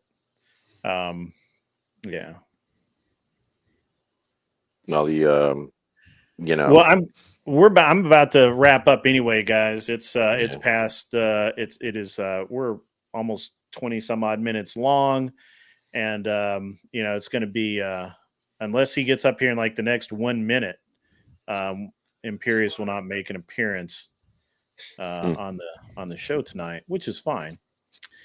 For all of the people who have hung out and watched the show from the Crucible, from the raid, and you've stuck with us this whole time, I really appreciate it. For the bots, that's cool too. We got the Imperius coming up right as I'm doing the outro. We'll give him a minute here. Grid, you can't have a night without me, Grid. You love me too much. I absolutely can have a night without you. No, that's not even a threat. That's not even a threat. That's like the easiest thing ever. Long time no see, Imperius. No, Grid. Don't say these things. But yeah, how you doing, buddy? Grid. Where do I begin on all this nonsense, Grid? Grid, do you know there has been some racial epithets hurled at me by certain mods of yours, Grid? I was Raging Patriot called me the hard R. He said, "You're a dirty N, and you go sit in the back of the bus," and he muted me. Wow! Can you believe that, Grid? Can you believe that, Grid? You know what? Oh my God, he called you a word. I can believe it, but I'm failing to see where this is an issue. Well, I'm surprised, Grid. Okay, you were just taken aback. I was taken aback by Did you get emotional? No, it was just it made me laugh. Grid, I died laughing. Okay. I died laughing, Grid. I couldn't. I almost pissed my pants, Grid. I feel like you probably piss your pants several times a day, but yeah, but that's for different reasons, Grid. The Molly does that from time to time, but Grid, it's just, Grid, we live in a strange world, We do, actually. We do. I find that the truth is stranger than fiction, Grid. Did you know I was on Cat's show earlier? It was quite amusing. I think I'm gonna have to. What did you do? What did you do? No, I was nothing that much. Yeah. But did you trigger her boyfriend? No, Steve's a good guy. I asked him, I keep telling it. I say, Steve, I'm the freed slave that's escaped to the north on the railroads. Would you like for me to help you? And I've been in contact with Interpol. I've tried, Grid. But I can hear that you've tried. I can hear it in your voice. The absolute sympathetic nonsense that you've thrown out. That's pretty Well, awesome. yeah. I mean, Grid. You know who I love. You know who I think is my biggest fan. I think Are We Not Men is probably my biggest fan though. I think. I'm actually shocked he didn't time me out 4 times in the chat. Well, he understands. He understands. I bring the views, the clips. He understands. Hey, did you ever get around to debating Andrew? I'm just curious. Well, I've been, they run from me, Grid. They won't do it, Grid. Grid. Andrew I was on. from you? I don't Yes. think. Oh, Grid. He won't. No, he won't, Grid. I'll show you the chats, dude. Certain people in the Crucible have been saving the chats for me, Grid. They don't. He just keeps avoiding it because Grid. See, I'm a maniac. I'm a psychotic winning machine. I will go to the ends of the earth to win. And see, he doesn't want to deal with that, Grid. And so he tries to avoid it. Like Mr. E was on Kat's show tonight.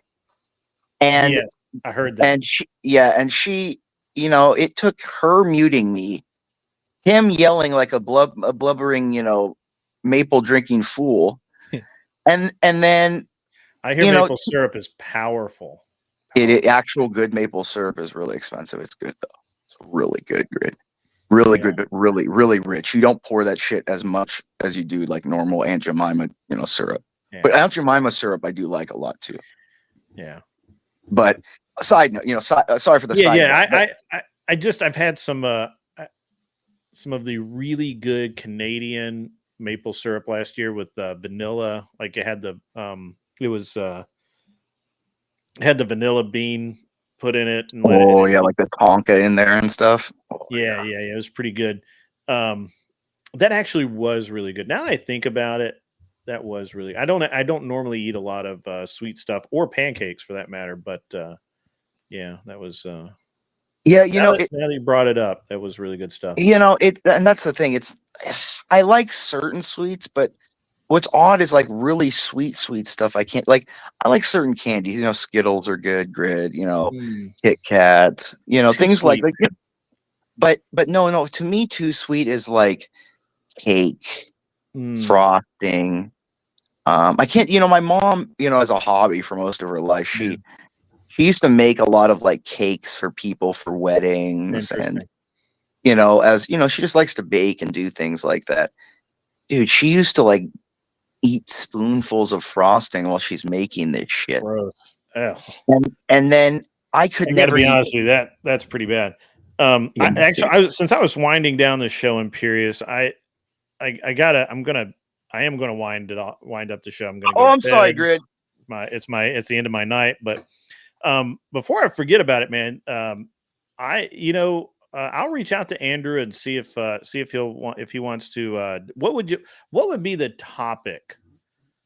Why is he? You want me to be honest? Yeah. What would be the topic? Why I should respect an entertainer? Oh, interesting. Because I like that's apparently what it is. Because I could go into it. Like I said earlier, Grid, I don't respect people that, Grid, you're not doing this for a living. You're doing this as a hobby to get a message out and to do what you want to do, Grid. You have a Mr. Andrew has decided to, I remember hearing the minute I heard about this about 6-8 months ago in the Discord. I'm doing this to pay for my $195,000. To me, you're no different from any sham YouTuber, like I said. So you want to play that? If you want to be that and represent that, and then you want to like go around that you're hard, that you pick on girls all the time. I just want to pick on him like he picks on the girls, because I'm an actual bully. Because I like picking on the bigger man. Ever since I've been in wrestling, I want the bigger man. It's more I think that's a great debate topic. I will see if I can. I don't know that I can because, to be honest with you, I don't think he likes you very much. He's terrified of me. He's terrified of me. Because the difference is I'm not. Because he plays mean. I am mean. I'm a mean person. I'm not a good person. I don't think Andrew's a mean person. Like See, I revel in what I have done and what I will do to ruin people's lives. But I think Andrew has the ability to be as mean. Yeah, he picks on degenerate little girls, but when he runs into mean people and people that are obsessed with winning, he's not that person. He's the kid in high school that walked past me, put his head down. You think so? Why? I don't get that. Why But is this maybe, relevant? Why is this relevant right now? He's relevant I don't know. because It's not relevant. I have set the eye of Imperius on it, and everything is destroyed once I put my eye on it. I don't know, man. I feel like. Well, okay, I'll give you a hint, Grid. You want to know what it is, Grid? Yeah, man. And I'll give you this. You want to know why? You know, I understand Trump. I understand obsessive winning people and people that are obsessed with goals and driving. People like that, they take insult when anyone around them does anything without their permission. They're obsessed with controlling everything, and I have that in me. I'm obsessed with it, Grid. You know that. The problem with that, though, is that you eventually do become a narcissist. And I am a narcissist. Oh, for sure. I've said I am. I've never. Why I'm Catholic is because I need something immensely more powerful than me to subdue my desire for narcissism. Okay. All right.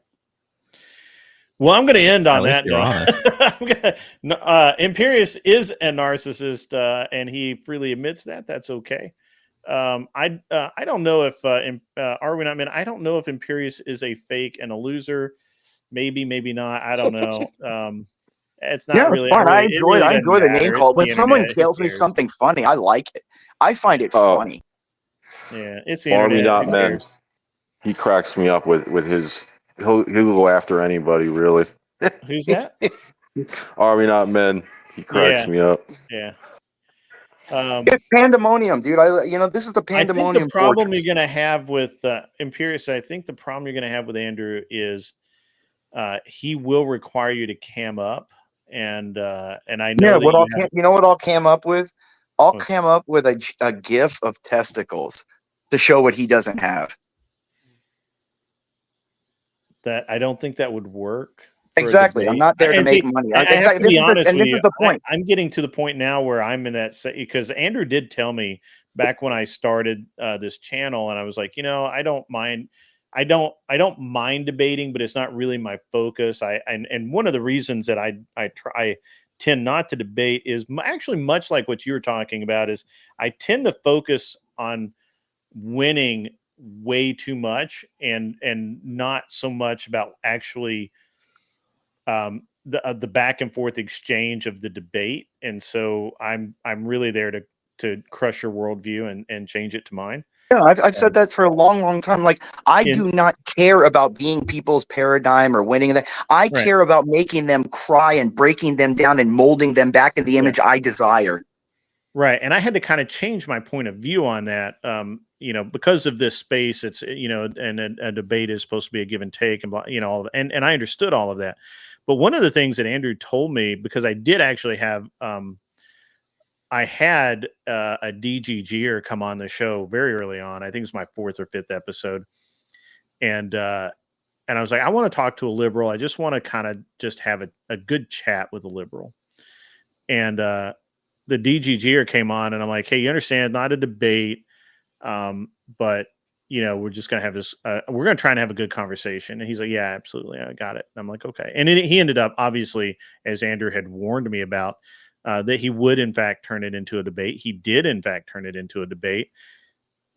And I ended up, at one point, the guy called me a liar, and I was like, "I'm not lying. I was there. I know exactly." That's a funny insult. Hold on, Grid. That's a funny insult. In El Shipadogo, that's fucking funny, dude. That's funny. So they called me a liar about this kid called me a liar about actually what the city of San Francisco was had declared to be the poverty level. And for a family of 3, poverty level is $110,000. And he said, that's impossible. It's $30,000. I'm like, no, it's not $30,000 at all. And it wasn't. It was $30,000 if you were a male single was the poverty level, was 30 grand. But married with a kid, the poverty level is 110. And so, it was, it's a big spread. Who cares? And the guy, and I gave the guy the proof, and he would not withdraw, and he would not acknowledge that he was fucking wrong. And I talked to Andrew about it, and one of the second thing that Andrew told me about that exchange is that I should always make sure that if I'm going to debate somebody, they cam up, because so I can almost promise you that the reason that it's going to be very difficult for you to get a debate with Andrew is because you're not going to want to cam up. And I think that's a non-negotiable for him, unless he actually like knows you or something. I don't know. I don't know that I've ever actually seen him do a debate where someone didn't cam up, but maybe. But yeah, we'll kind of go. I'll see. I'll talk to. No, the difference is I again, Grid. I don't care if he debates me or not. What I'll do is the same thing I've done to dozens of other people. I'll go on. It'll just be, if I decide to show up where he's at, he'll run like a girl off the panel, and I'll just know that everywhere I go, I'm the cold kill that runs up people's necks. I don't think I've seen that happen, but okay. Oh, it will. Anyway. Well, he keep avoiding me. He has already. Hey, Imperious, are you just being a narcissist and getting on? No, it's the fact is, if I want to see someone, it's I want to see how big and bad you really are. What if all right, guys, I'm going to end the stream. All of you who have held out, then don't go to war. If you're not big and bad and willing to lose everything, don't go out there like you are. Imperious, shut up. Guys, it was a great stream. Can I get final words from, we'll start with you, Imperious, since you were already talking. Can you get your final words for the evening? I would like to say, Grid, that like Ric Flair with the flame, I'm fucking gorgeous. And I would just like to say good night to the chat. Good night to Raging Patriot and Are We Not Men? I hope they have good cuddles tonight. Make sure to not give each other too many rug burns. And, to the gentleman on the chat, Mr. Ticky Tack, I hope you guys enjoy yourselves. Have a good Saturday. And, Grid, I'll see you soon. All right, man. I appreciate it. Later. Go ahead, Mr. Just wanted to say happy holidays to everybody. And, I think we all could use a break, just, with all the stuff that's been happening. So usually I don't cam up. That's only because I'm on the road most of the week. Yeah. So. But thanks for having me on, Grid. Yeah, man. It's good to have you again. Always a pleasure. And have a great rest of your evening, man. Yeah, you too. Sleep. Look like you're tired. Get some sleep. All right. And finally, we have Ticky Tack.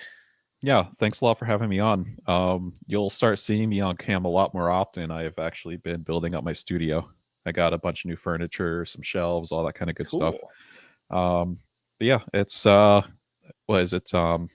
Raging Patriot has been posting my channel, TickyTack23. If you could check me out, I don't have anything up, but so be it. And I'll see you around next time, Grid. Thanks, man. I really appreciate it. To all the people who came up tonight, we had some people up earlier, and they've gone to bed or wherever. It's been a great night. Really enjoy these chill streams. I need them at the end of the week, just to calm down, decompress, and talk about other stuff. Tomorrow night, tomorrow, no shows at all. I may be on somebody's show if I have time, but more than likely, I will not be online at all tomorrow. Monday, I will do the day shift at noon till 3 Central Standard Time. And after that, we do the I'm hoping to be back on Prime K's Reverie on Monday night. It should be lit. It was great last week. I really enjoyed it. I hope they have me back. It seems like they wanted to have me back, so hopefully that we can continue rolling that. And also next week, I hope to start the first of my airplane building videos. You guys may or may not be interested in those. You may or may not get tagged in them to come watch them. If you have not already liked, subscribed, all of the things, please do so on your way out. Remember, be cool, wear glasses if you need them, and get off my lawn as you enjoy Andrew Wilson laughing his ass off. Yeah, no, I just answered your question. Can you tell me what epistemology means? Epistemology is the study of the epistles.